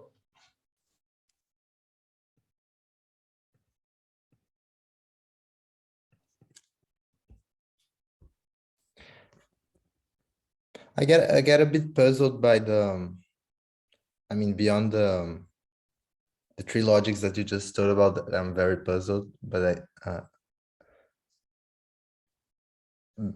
so this idea of the communist hypothesis that the space of organizations is larger, but isn't it in a sense also that, like, because this gives a bit the impression that communism is able to like model, includes as a subset capitalism, but if it also imposes sort of like, it also wants to make it incompatible, right, with capitalism. It wants to have constraints at place that makes say valorization of value incompatible with its own composition, right? So in this sense, it's not. So yeah, so that's what I get a bit puzzled. Wouldn't you say, I mean, two options, okay? I think the regular option for thinking transition is saying something like, when communism comes, it will be an irreversible move in the sense that objective conditions change so much due to popular power that it's impossible for somebody to be a capitalist, right? It's different to say that it's stupid for somebody to be a capitalist. If it's stupid, you can account for capitalism, but it just becomes like one of the worst solutions to the problem, right? I mean, why would you want to solve it through competition and grow organic composition of capital and expenditure of living labor when you can solve it this other way, which is like it's socially effective. You can see it's not an ideal. It's actually, the easiest way to get something done. So like it becomes too costly rather than impossible. It's irreversible in the, like, it's incompatible in the sense that it's kind of being a moron. So, I mean, I don't think we should strive to a world where people who want to profit are killed. I think we should strive for a world where people are embarrassed for thinking that's the best way of doing something. Like, Yeah, in a sense, this idea of total incompatibility sort of might presuppose that there's a sort of like prohibition somewhere doing the work, right? So, okay, so Yeah. who's making it incompatible? Well, if you treat it like it doesn't happen because it's like a, yeah, stupid, it's not, yeah, I see the change of. yeah, it's a bit different, I think. Like, it's still incompatible. Like, the way you would describe it regularly is by incompatible. Like, in the same way that creating cooperative works today is kind of incompatible. Like, the social forces you need to deal with, market forces and so on, make it really costly to be, to work with a different kind of structure and strategy and so on, like equality amongst workers and things like that. It's actually not cost effective most of the time, right? Yeah, and a big part of like socialist fantasies is that once you take power, you just like prohibit stuff, and yeah, and you will exactly become.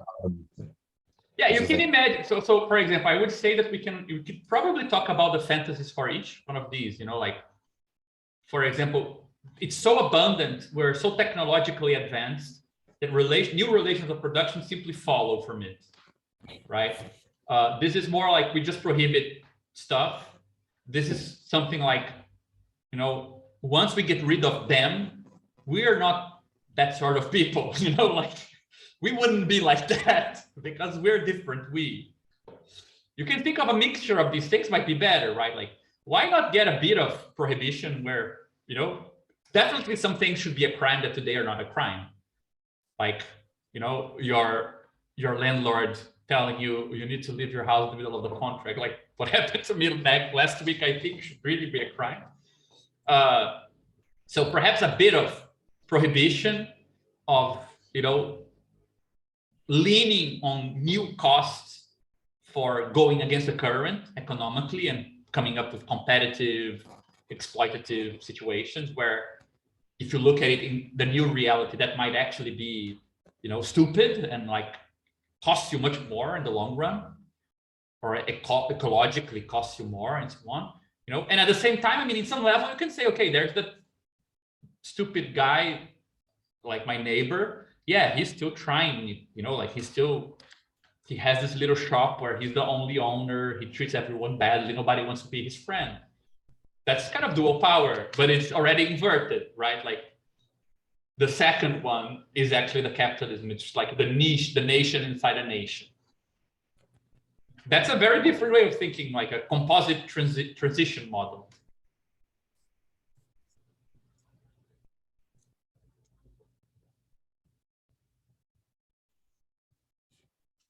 In a sense, it would be working out the different costs of these newer commitments, because as I think the fantasies for each of the modes, they're the cost-free solutions. So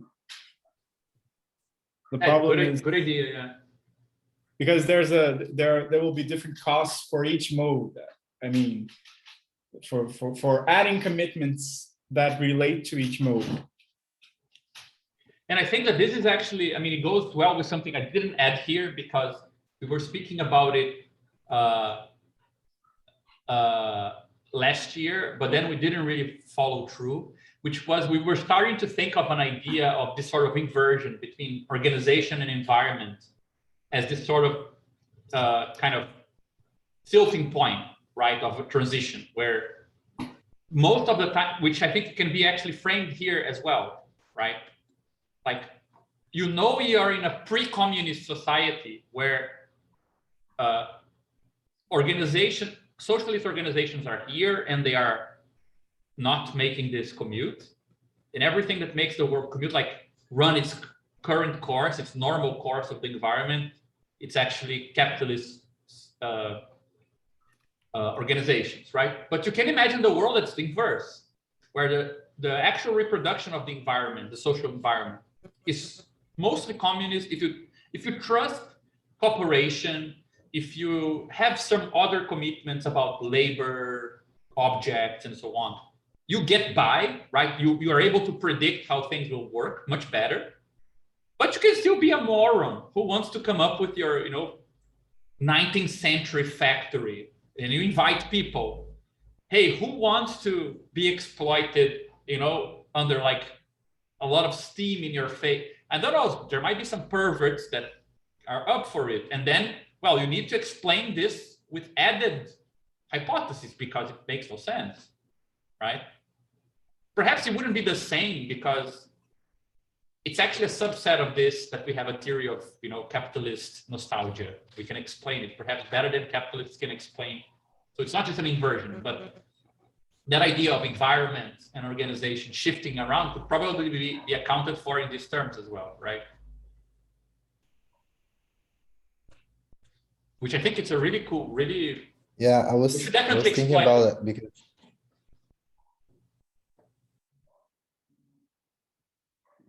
Sorry, Raymond. Because clearly like actions it's an action from the point of view of the body who's in the left side, and the constraints is like what it feels, but from the point of view of the social world, it's the opposite, right? It is acting on the body and receiving some like feedback. So you have this sort of like duality that you can always like play around. And yeah, like you can imagine that this is action. Yeah. This is action. And I was thinking that like maybe one way also like you could sort of compare like how many arrows. So it's tied with what Dennis was talking about reproduction, like the self arrows. If you sort of like count the size of like how many arrows can you like constrain arrows you have that you can like do like the full, maybe it's not the right way to think about it, because we're saying that when it commutes, there's sort of like less information, but like I was thinking if there are many ways in which you can sort of like, there are more ways in which constraints occur than actions sort of like undo. So if you can constrain more than the actions of a body can sort of undo, you get some sort of like the amount of self identities that you get that's equivalent to reproduction. So if in some way you could sort of like compare the sizes of like clockwise to I see. clockwise like movement, you get like a sort of like estimate of which is the environment and which is the like who's sort of like have the best. I like that. So let's say we didn't know this is a social one and this is social two, right? And we want to tell which is the world and which is the part. We either see like if the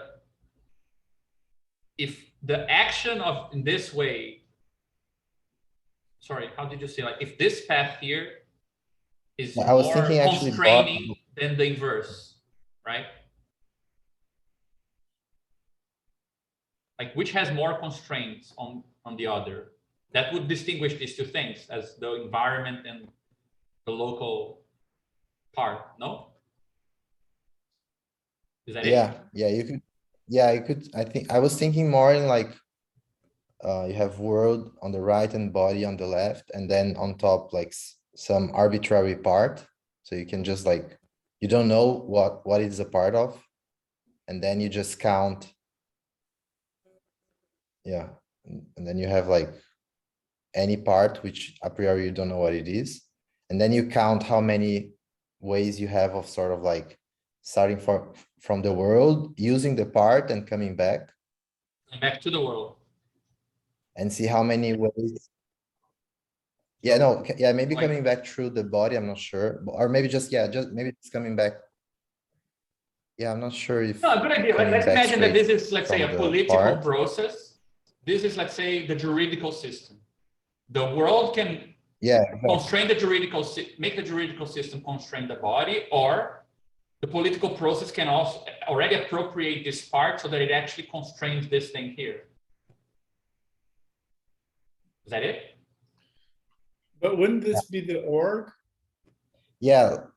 So like, yeah, so take trade unions like we were talking about. Like at some point in history, they were initially like an instrument to sort of like act on the social world. So they had like a strong Yeah, they would be capacity. like very much like this, right?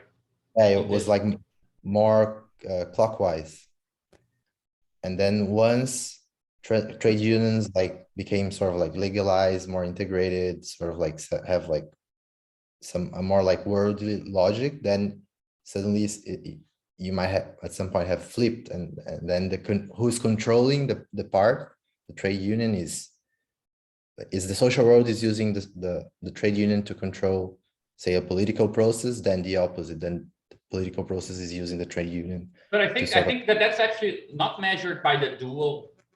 I think it's just measured in terms of, is it commutative or it's not, right? If you need to add a new worldview, a new standpoint to account for what a trade union is, it is increasing the action space of workers more than they are as private individuals, meaning it's not commutative. It is working for the political body. If it's pretty much just assuring regular rights of workers that they already have, it's just part of the machinery, meaning what you already have as an individual, it kind of includes, trade unions, they're just part of the company's ecosystem, and they are totally integrated with it in one way. They conciliate some things. They are always on the table where pressures arrive and then they solve it without nothing changing, right? So it's being on your own with no problems, and having problems, and the trade union just solves them in a conciliatory way, makes this commute. And then it's just part of the world. Like the world is actually, like, what's the distinction between the trade union as an institution and any other institution of the social world, right? So this kind of thermometer would be the thing you're talking about. I think that then the second question is, okay, but how can I tell about the size? Like, what is inside of what? What is a part? It's not a question of what the part works for, right? But what is a part and what is the whole? I think that's the question where, you want to ask at some point, is this thing, let's say, its capacity to socially reproduce itself, it contains most of the commuting diagrams with the really existing institutions? Or does this thing now contain most of the institutions and you are actually expanding this part here? See, my point is like, is the ecosystem of regular society composed of parts that function in the same logic as the political movement, meaning it became the new environment, and they're still capitalist firms, but they now are the exception. So you're saying that the logic of the capitalist firm is the part inside the bigger thing, which is this new society structure, right? That's, I think, the question that your arrows about constraints are dealing with, not really if the part is more into the political body or more into the social world. That question, I think, does it commute or not? It kind of goes in the direction of an answer, but is the environment more propitious to the, combative trade union or for the conciliatory trade union? Like, what's the environment it is in? It's not a question about that local thing, but what is the environment, right? Is it going against the current or for the current? I don't know, perhaps that, I'm not sure if I'm saying things that make sense.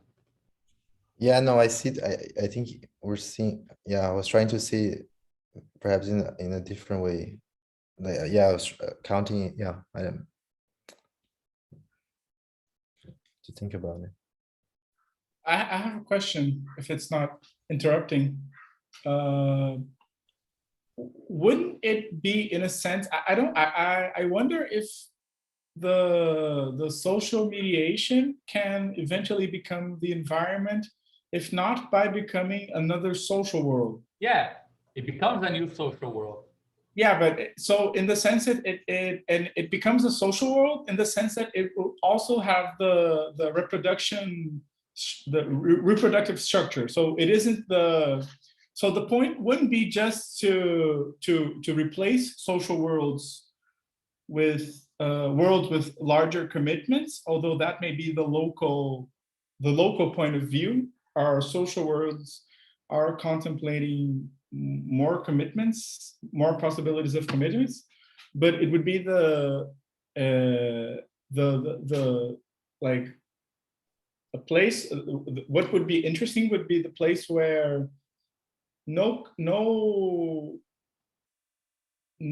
don't even know if this makes sense, but where org would be like not, it would never become a social world. Org cannot become a social world. So it would be like, there would be no final changing of environment. Yeah, I think that this is a classical problem that I think this approach can give a new answer, because what's the way common discourse narrates this problem? Yeah, you guys want to change the world, but once you're in power, what's the difference between you being in power and anyone else being in power? Is, social structures are social structures. It's the same.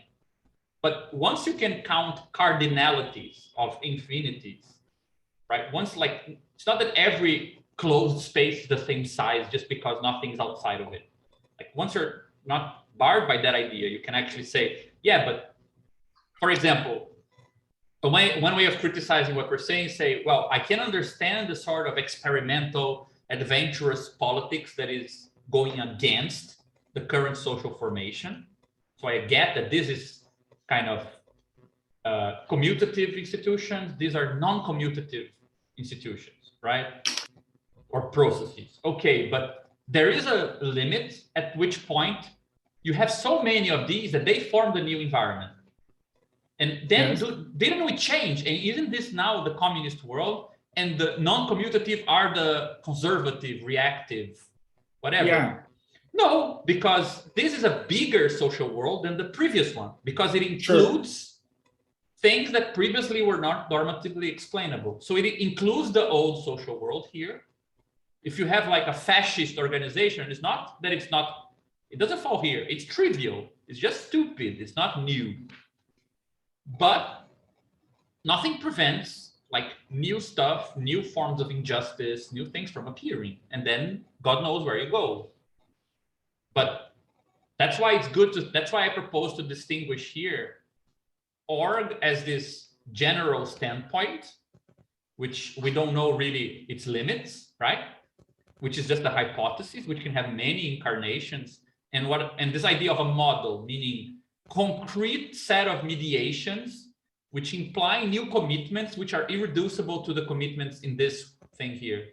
So you can have, let's say, social formations are like better and better models of this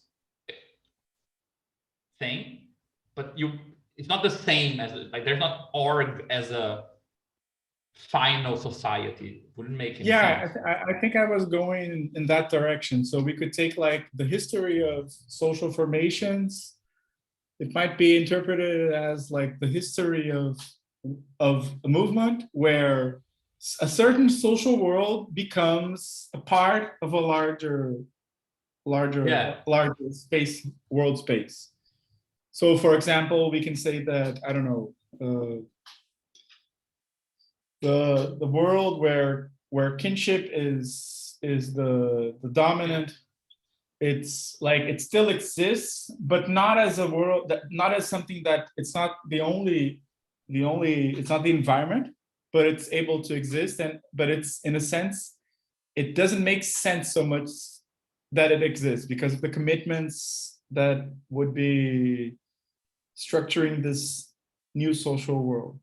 Yeah, for example, I think we can talk about it today, right? Let's say we define the dominant logic for this object to be the one that had the furthest reach, meaning, of course, there are things that are mode A, things that are mode B, and things that are mode C in capitalist world, but you get to talk the most about the world if you focus on this logic, right? So curiously enough, if you go back to this thing here, we would be saying that you find the most real reference in the world for your propositions, and you get to interact with most things if you take the main logic that makes a difference to be the mode C.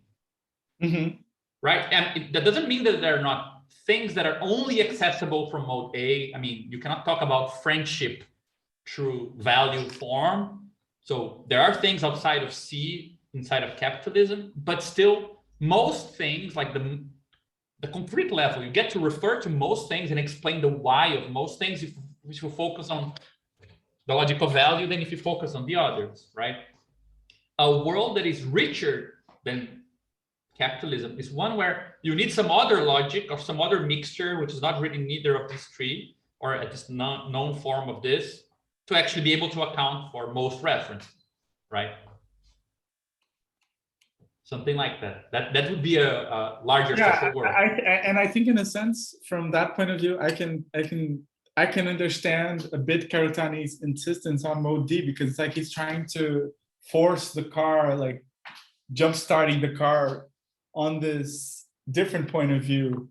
Yeah, I think so too. I think that the explanation for why he adds mode D, which is not very different from this if you stop to think about it, is just that he's saying, like, you know what that other point of view is something like a really good ethical position. You know, like imagine a world where you explain most actions. If you take the Kantian ethics as the ruling ethics, like why did that guy do something? Well, you know why. He just elevated his subjective maxim to a universal proposition. Like that's what you do, man. Like that's regular behavior. Like it's not like that stupid guy in the corner who didn't do it.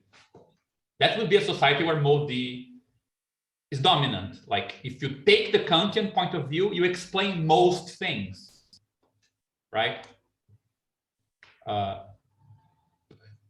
Probably it's not a bad idea. Like perhaps you don't want to commit to so many things. Like the future will be Kantian. Like why would you want to say that much? You know? I don't think you have to commit to practical reason. Yeah, I think it's like everyone needs to read Practical Reason to understand the communist society. I mean, probably it's not where you want to take, you know, your... Miriam will have a job in the communist society. Yeah, Miriam would be the only person who still has like a secure job in this situation.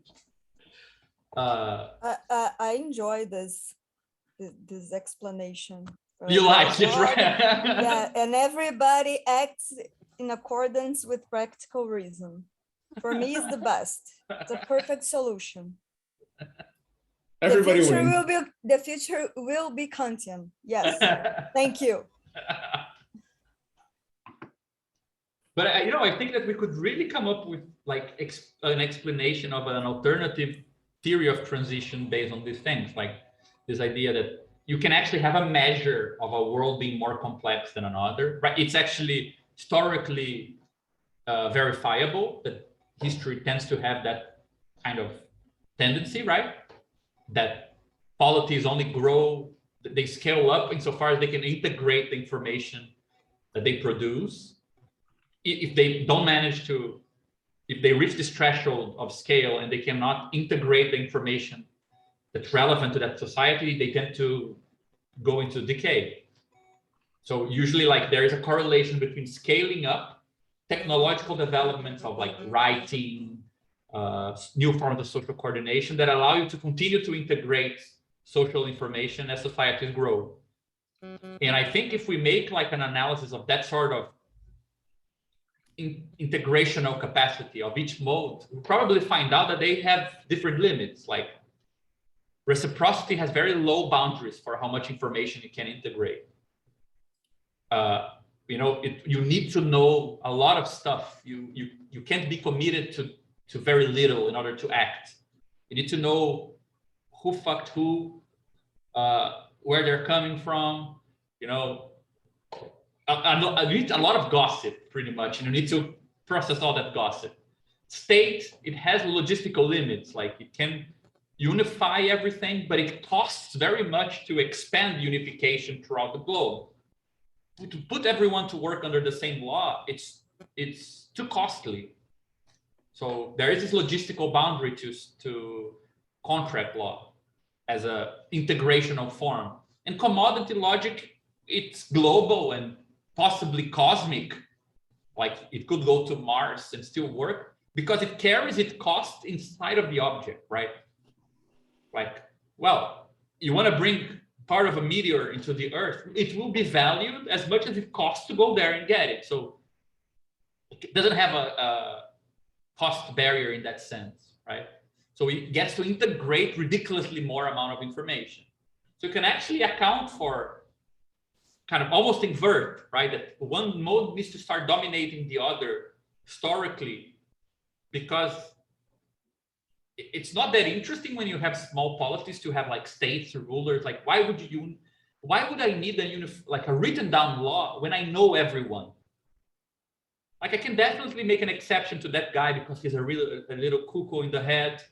That guy, I really like him, so I kind of have specific laws for everyone. Why would I have one? Like, I can hold all the exceptions in my head, right? Once you have too many people, you cannot do that. You need to compress behavior. So you can actually account for social formations in that way, I guess. And then, okay, if you want to really increase complexity, you would need something that, value cannot account for. So again, it makes sense to think of communism or this sort of environment made up of generic experiments as being richer and more complex and more capable of integrating this information than capitalism is, and capitalism being the poorer subset, in this. Like, yeah, you can think of things in terms of value, but you'll be missing out or you won't be understanding them that very well. I would like to see a sci-fi in this way, Imagine a sci-fi where you're a capitalist in a communist world and you simply don't get it, like from the perspective of somebody who doesn't understand why people behave the way they behave, and why if you try to be competitive, exploitative, things don't work. People don't want to buy what you do. It's not the smartest way. You don't get the best of cooperation. You don't get the best of intellectual development. It's just the poorer solution, I think that could be a cool story.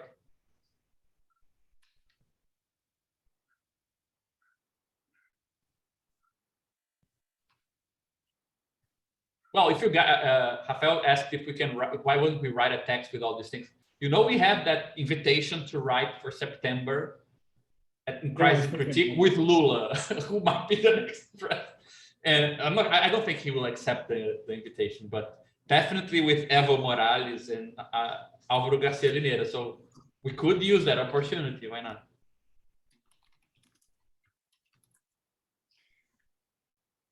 Yeah, I think he might be a bit busy in September. I think, I was thinking of that also because the year, I don't know about you guys, but the year is progressing in light speed. So I think if we blink, we won't have something to contribute. So I think it's something that we have to start thinking what to do right about now, I think, because we're in April already. So it's 5 months. 5? Yeah, September. Yeah, I do think that. I think that there You is don't a have big. to do another afterwards, I think, but. No, yeah, I think we probably don't have the stamina for it, but no, I'm definitely up for thinking about something in that direction. Again, I think there were a lot of really cool developments today on these things. The thing that I wanted to add, which I think it can help integrate some researchers that are not represented in this couple of theses, I think is this lacking arrow here. You see, I added this triad to say it's the underlying kind of hypothesis behind our multi-layer transcendental thing. It's using category theory, the Karatani thing, the logic of composition, blah, blah, blah. And this then helps this thing, informs this. We also use this logic to talk about organizations. They are, depending on how they're composed, they get to interact, all of that. But how this background actually helps us to understand the individual agents in a new way, and especially this arrow here, I think, these two arrows, that's something that I know Rafael is working on, Caron is working on, right? And I thought that the extended mind hypothesis could help explain this arrow here. These two arrows, in fact, this thing, which I think it's still missing. There's not much we've we've written or discussed on this. Right now, I think the most developed thing we have is Caron discussing real abstraction and cognition, which I think is more this arrow. Like, well, if money has some commitments, does it mean that it's the individual agent who is, you know, organized with those categories? Does it need to be accounted for? How do you kind of have a cognitive model of how you see value in practice and things like that? And Rafael's text on navigating, like, what do you need to be able to navigate a very complex world, right? Like, what do you need to be kind of orienting yourself by? And I think that the stuff I was reading on Extended Mind, it kind of fleshes out some of those ideas, because what I like the most about it, I mean, and we're going to talk about it next week, but what I'm liking the most about it, especially the work by this Japanese logician called Shimojima, is that he helps a lot seeing how this and this are related.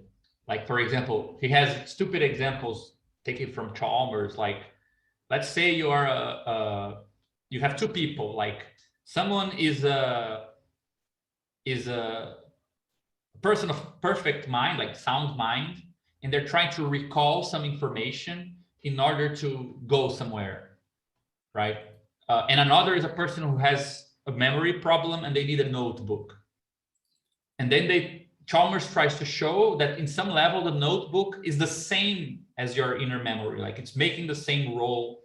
The first version of what's like functional identity, they kind of loosened it up afterwards, because saying the notebook is like your memory is a bit perhaps too much.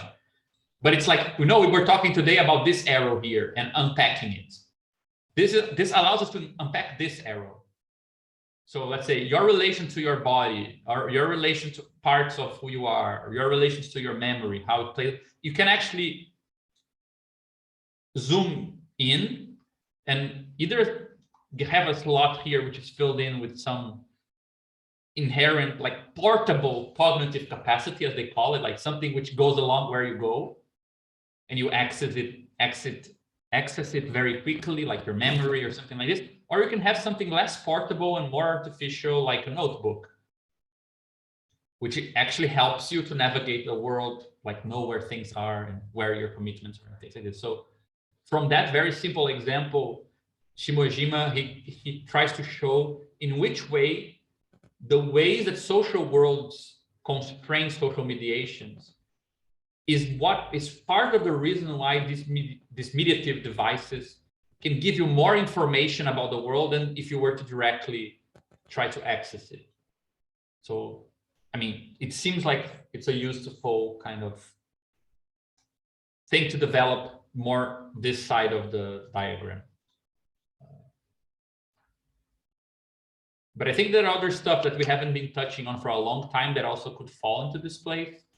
Like the stuff that Renzo presented like years back on integrated information theory. Like, I think we're slowly getting to a point where it becomes easier to integrate a way of talking about it, that either because of Apolito's use of it, or because we're talking about, you know, information thresholds and things like this, it becomes a bit easier to show that it abides to that rule, that don't explain the relation between individuals to themselves or to the social world unless that theory leaves space for this as well, right? Like, it's becoming clear that these things can actually fit together somehow. So that's why I added this dotted arrow. Like, it seems like this is one of the things we've been discussing the most recently, like Daniel talking about psychoanalysis as well. So a lot of stuff seems to be going on in the question, like, how do you account for the arrows that connect individual agents in terms of this triad here, right? Like, what do we need to commit to? What sort of theory of this part here do we need to have? Do you, I may have like blinked out because I'm a bit tired, but is the constraint action reduction trinity the same as the composition, intelligibility, interaction trinity? No, Trinitarian I is- think that the way you should approach, my impression is that the way you should approach it, right, is that every one of these elements here should be explainable in these terms. Every arrow between them should be explainable in these terms.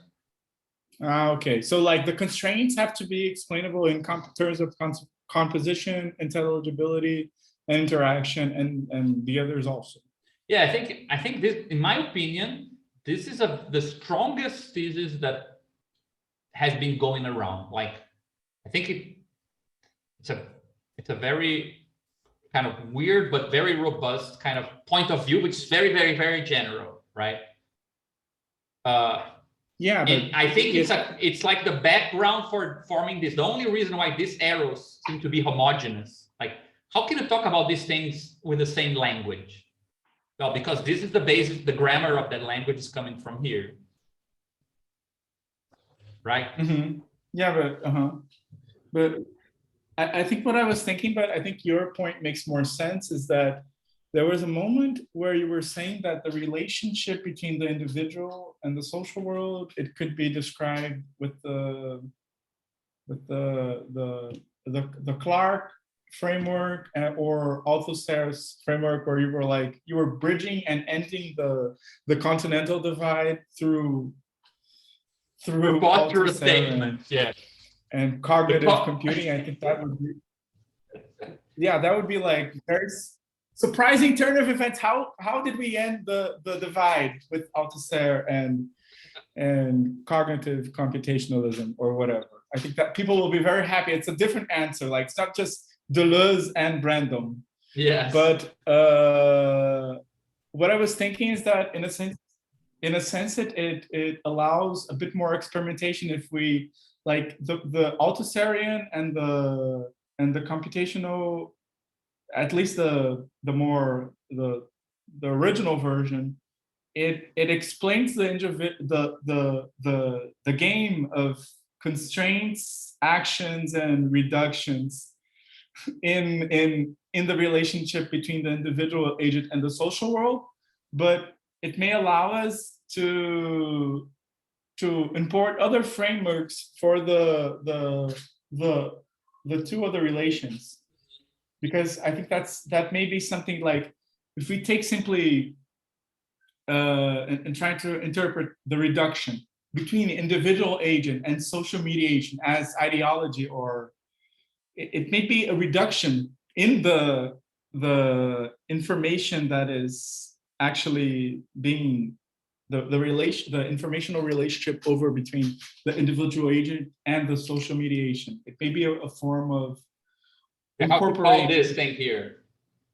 Yeah, like, not just reduce it to ideology. You can maybe read the individual agent and the social world reduction, the reduction one. You can read it in terms of ideology, and it works. It doesn't. You're not missing out much. But if you try to do that between the individual in the reduction number 2, it may be not enough, because you are actually trying to change the composition of I think this diagram here, we can give a very direct explanation of Althusser's limits, which is, he called this the theory of ideology. And rather than having an alternative theory of how you can actually engage with new practices, which are, let's say, socialist organizations, or things which are not just an imaginary, he just called it science to actually know this thing. And he made this opposition between being caught up in the imaginary or actually getting a grip on the real, which is through science and not through politics. So he was criticized by his students for, like, putting philosophy and science too much at the core of politics, you know? And I mean, you can take Badiou to be just a kind of added thesis to Althusser's ideological thesis, that no, you can actually have real political process goes here and an idea goes here. Right? Real political processes for Badiou are like generic subset exploiting theses and so on. They're infinite and irreducible to people, but you can have an idea that allows you to incorporate into this thing, right? the theory of the generic and the theory of the idea of incorporation or participation, they allow this to be non-commutative and say, yeah, this is not the same as ideology. Whereas for Althusser, he solved the difference by saying, well, you can get trapped in the way you map the world, or you can really see through science and the science of history how you are actually constrained. What you do about it, it's outside of this scope. So we can actually make that distinction, right? Which is the question that was asked to Jameson, right? Jameson said, yeah, this is like ideology. Nancy Fraser said, well, but don't we then want the theory of actual social constraints? Isn't it like sociology, which is the cognitive mapping of socialism? And he says, no, like these arrows here, they might get closer to the real constraints. They might tell you more about what constrains you, but they're about experience, appearance, sensibility, aesthetics. They're not just about, I have a knowledge of a referent, which was always there to begin with, right? So we can actually account for some of these debates by restricting this diagram in some ways. I think that's really cool as well. Can I quickly share my screen? I was playing with the constraint reduction. Let me make you. Just to see if it makes some sense. There you go.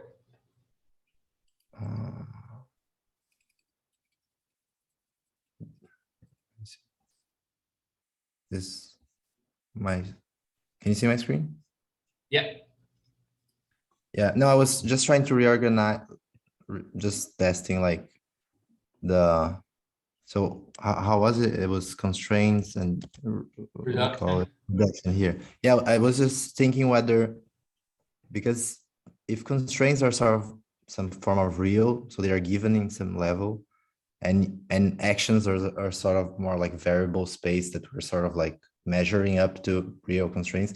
I was thinking whether you could think about like this red arrow as a sort of like thing that is sort of like up to be seen what it does. So just because like in like predictive coding, and you normally have this sort of error term that appears when you take the difference between what you do and what you get, like your model of the world and then what you do, and then if there's the difference, then your model accounts for the world. So I was trying to see whether you can think about this as the reduction as a sort of like excess term.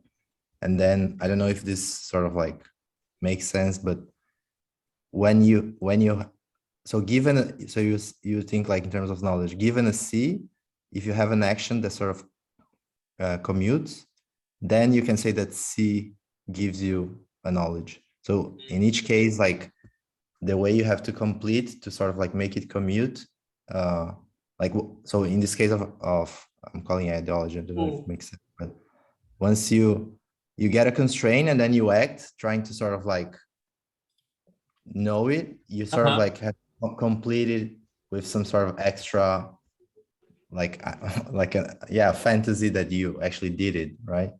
But once you, in the other case of discipline, you have a given constraint in which you're able to sort of like, you have some mechanism that you can sort of like use this constraint through R in a sort of way that you get knowledge. So so X is not a fantasy, it's an organ, and you can sort of like really cool. I really like Yeah, I like this. Yeah, I think you kind of put the invert of the social mediation. Like you can get, if it's a space where like the body and the world are on a horizontal plane, you're closer to or if you're higher up, then you're on the negative side if you're on the fantasy point of view. You're closer to what? If like the first one, it's like it's similar to the original one, Exactly. Yeah. The second one, it's like at least in my mind, it's like you're on a Cartesian plane, and then there's like the positive side if you're closer to org. So like if it's a constraint that if it's organized now where the X is an organ, if it's like if the discipline is at play, but you could have like, instead of only having a social mediation, like instead of having a threefold, a three-part structure. You could have like a four-part structure, which is like the inverse of the social mediation, which is something that keeps you in the fantasy side. I'm sorry, I'm not making any sense at all with language.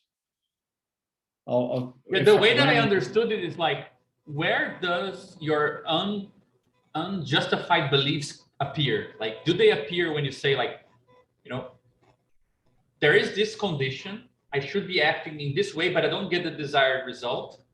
But then my beliefs come in to kind of close the circuit. Yeah, but that's because this and that. That would be ideology. Like, it's just a fantasy making that circuit consistent, right?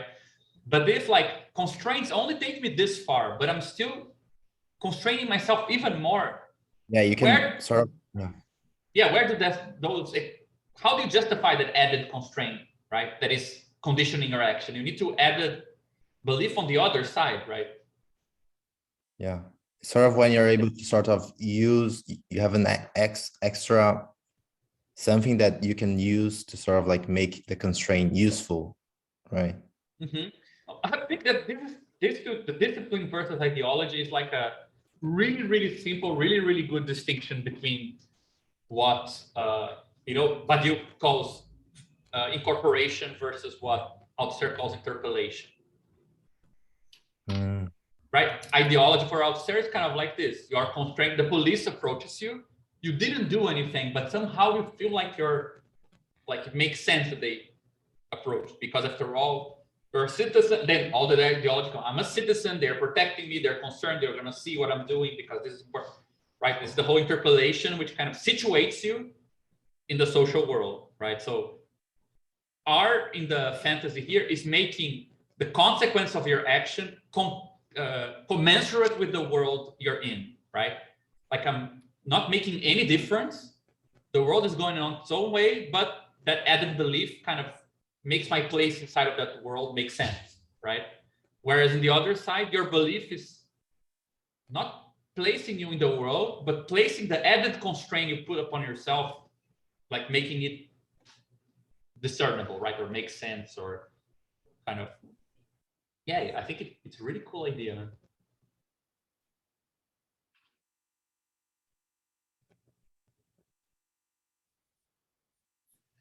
Yeah, the knowledge one, which I think it's like an ideal kind of version. I think it's also kind of curious because I wonder which type of knowledge wouldn't require some mediation of like a theory, you know?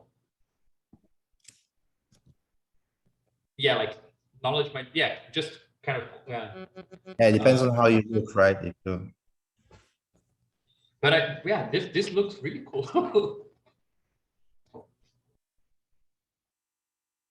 you're saying that knowledge, it might feel that it's missing like a, yeah. Because, But in a sense, it's there, like the R is there, it's just that it happens to be C. So I don't yeah, know. exactly, yeah. Meaning, I mean, yeah, it's in this case, R is a model of C. Yeah. Knowledge, right? I mean, and the X is sort of like you, B is yourself. So yeah. it's, which is sort of like, it makes sense because knowledge is sort of like, in some sense, internal to you. So you could like.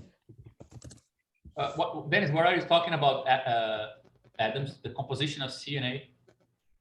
Yeah. If you guys remember from that very early meeting we had, the generativity is when you combine two systems together and then the veiling function of the combination is not the same as the veiling function of the individual subsystems.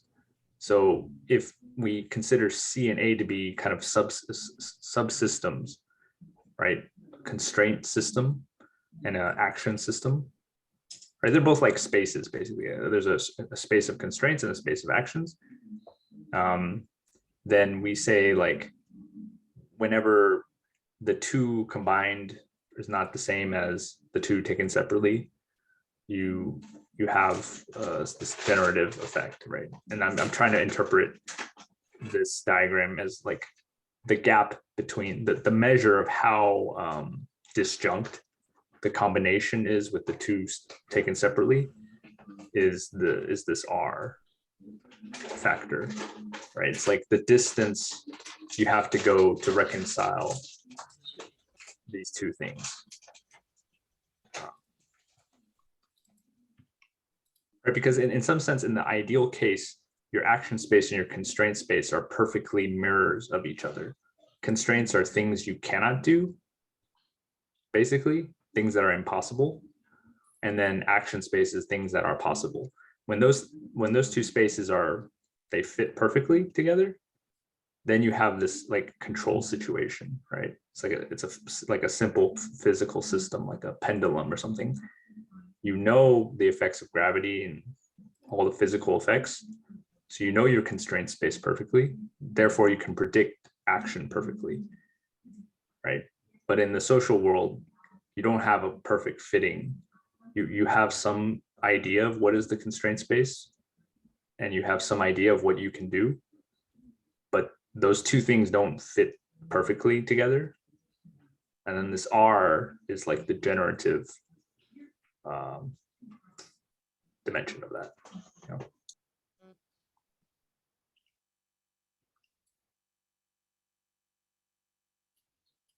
Yeah, I think that there could be a way of translating to that. How was it like?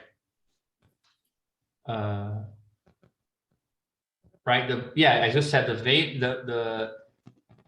it's kind of like the translating terms that we've been developed, like the resolution of a system plus the appropriate resolution of a system plus the appropriate resolution of the other is not the same as the appropriate resolution of their coupling, right? Something is lost. Yeah. Yeah, I mean, this could be a nice meaning for R, right? Yeah, it has the same vibe as this. Basically, like R steps in when there's some mismatch happening, right? Yeah, but for example, what is the difference between a mismatch at the level of constraints and a mismatch, like adding something at the level of the constraint and adding something at the level of the action? Like it means you're not able to do something at the level of the action, then you add the presupposition that it's being done nevertheless. That's fantasy.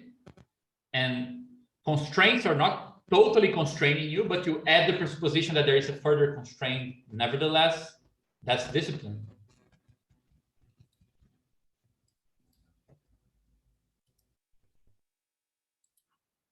Is it something like that?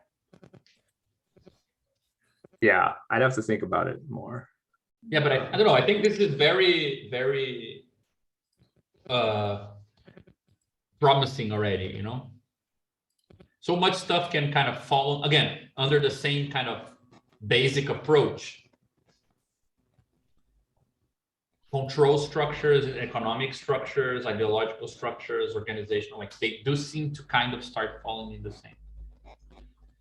Bye, meeting. I mean, I also need to go in a bit, but yeah, I gotta go. This is amazing. Yeah, I think it was really helpful. I'm totally up for what Rafael said of trying to think how we could put these things to paper. Perhaps like separating this stuff into smaller bits also. You know, I was talking to Dennis because we're planning on doing like a more classic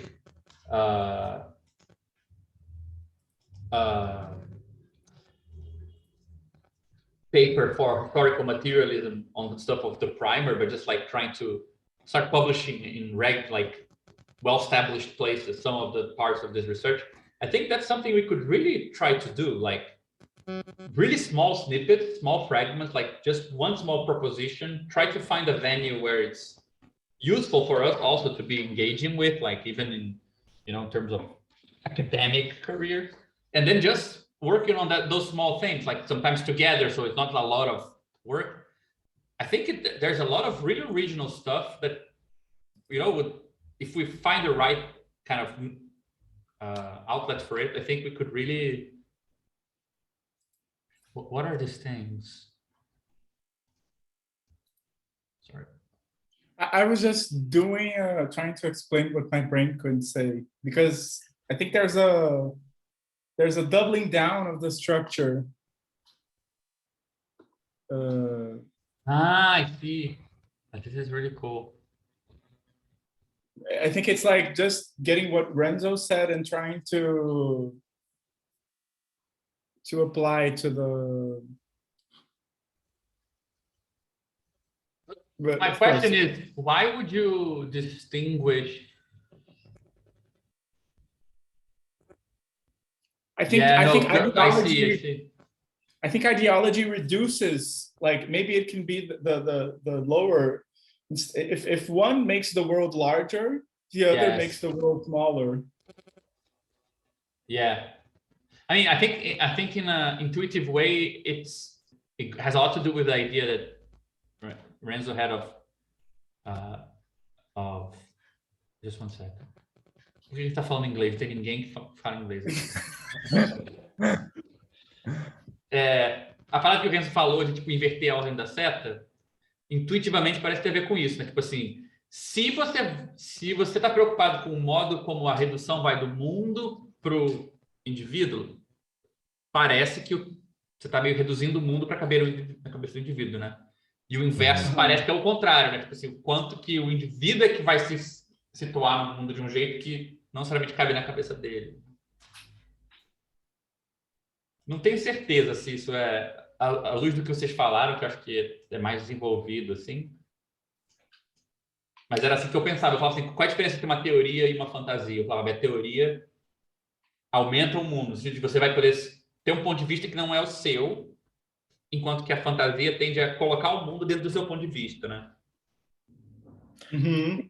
Então talvez tenha sido isso que eu devia ter feito, botar o constrangimento saindo do indivíduo.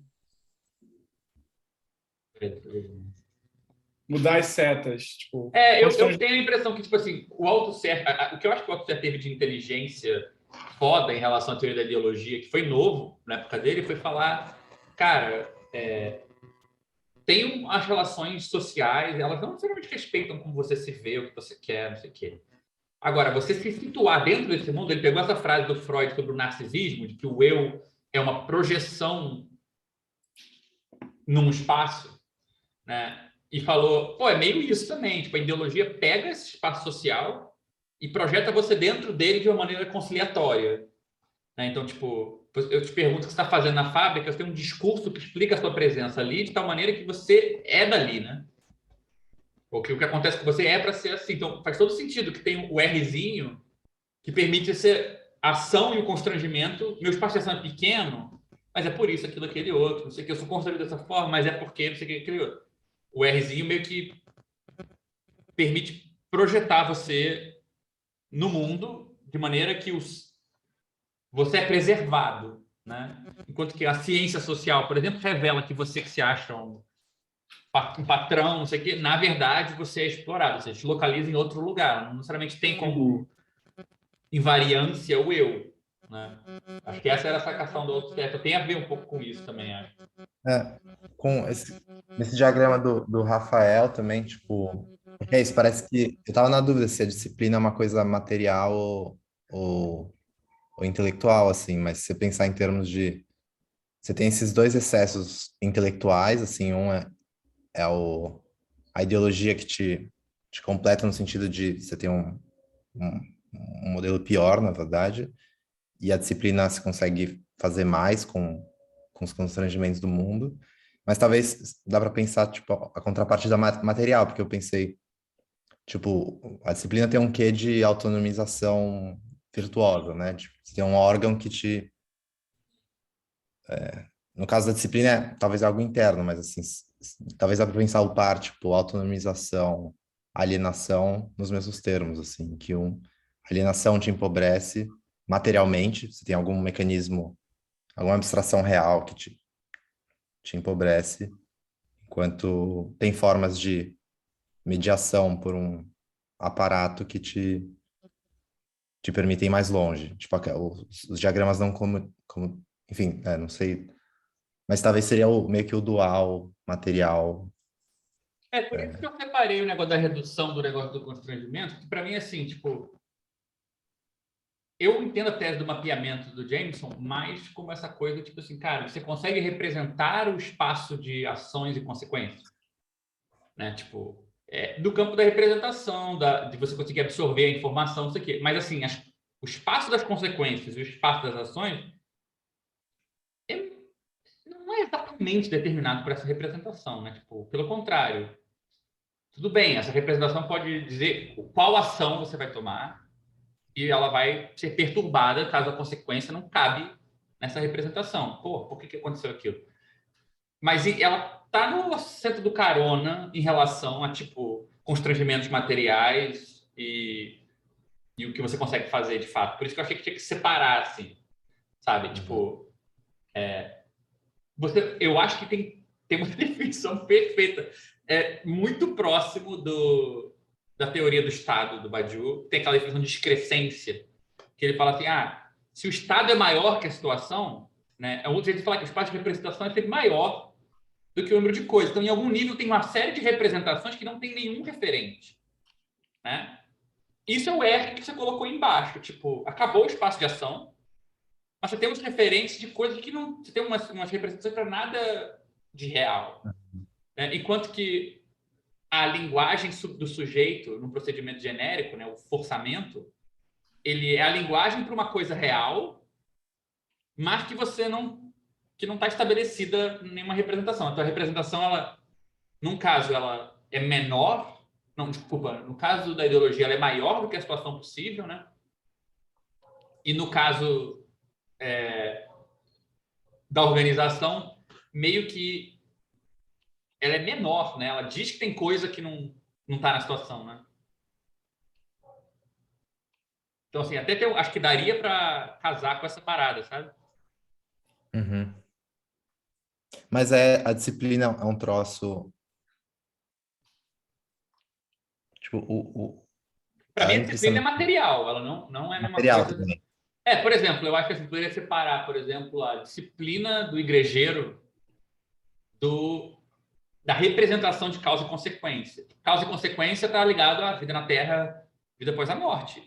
É real, tipo assim, é eficaz essa representação, ela é importante, não dá para fazer sem aquilo, mas em algum nível aquela representação é diferente do espaço de causa e consequência, onde a pessoa melhora em vida, né? Mas que para melhorar em vida, ela tem que se referir a uma coisa que não está em vida. Então, eu colocaria no campo do mapeamento conceitos como pecado, virtude, o bem, no caso do discurso religioso, no campo da redução. Eu vejo o mundo desse ponto de vista. Mas o campo da disciplina, ele é, eu digo assim, o que você aguenta fazer, né? E o que você consegue não fazer, né? E pode estar representado, né? Você consegue se justificar, falar e tal, mas uma coisa é diferente da outra ainda. Eu colocaria a disciplina no campo... Né? Seria o ponto de contato entre a teoria da disciplina do Foucault, que é uma coisa negativa, né? Produz, blá, blá, blá, constrangimento, você pode depois justificar para você de maneira produtiva, mas é um constrangimento material, e a disciplina no sentido marxista, político, de uma coisa que, não, você pode se autoimpor e que tem um efeito produtivo também, né? Pode te tirar de uma situação de opressão, mas é tudo material, eu colocaria, assim. Uhum. Por isso que eu acho que é difícil abrir mão da ideia dessa redução como uma coisa que é meio mapeamento, meio discursiva, meio... Tipo, e coincidir ela demais com a coisa do constrangimento, sabe?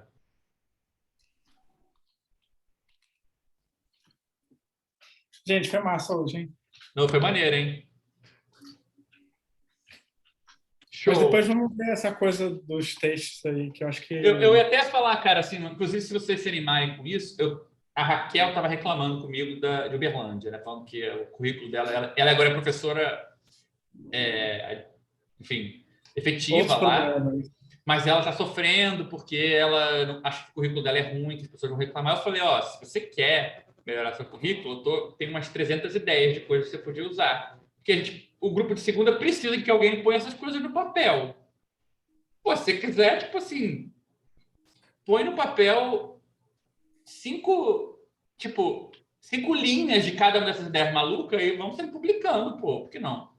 E ajudar pra caralho. Então, assim, a gente às vezes até podia, tipo, fazer um esforço nessa direção. Pequenos resumos, não precisa ser coisa muito grande para se justificar publicar em algum lugar. A gente faz as coisas meio junto, pegando uns pedacinhos da coisa, é capaz de ter vários efeitos legais misturados, né?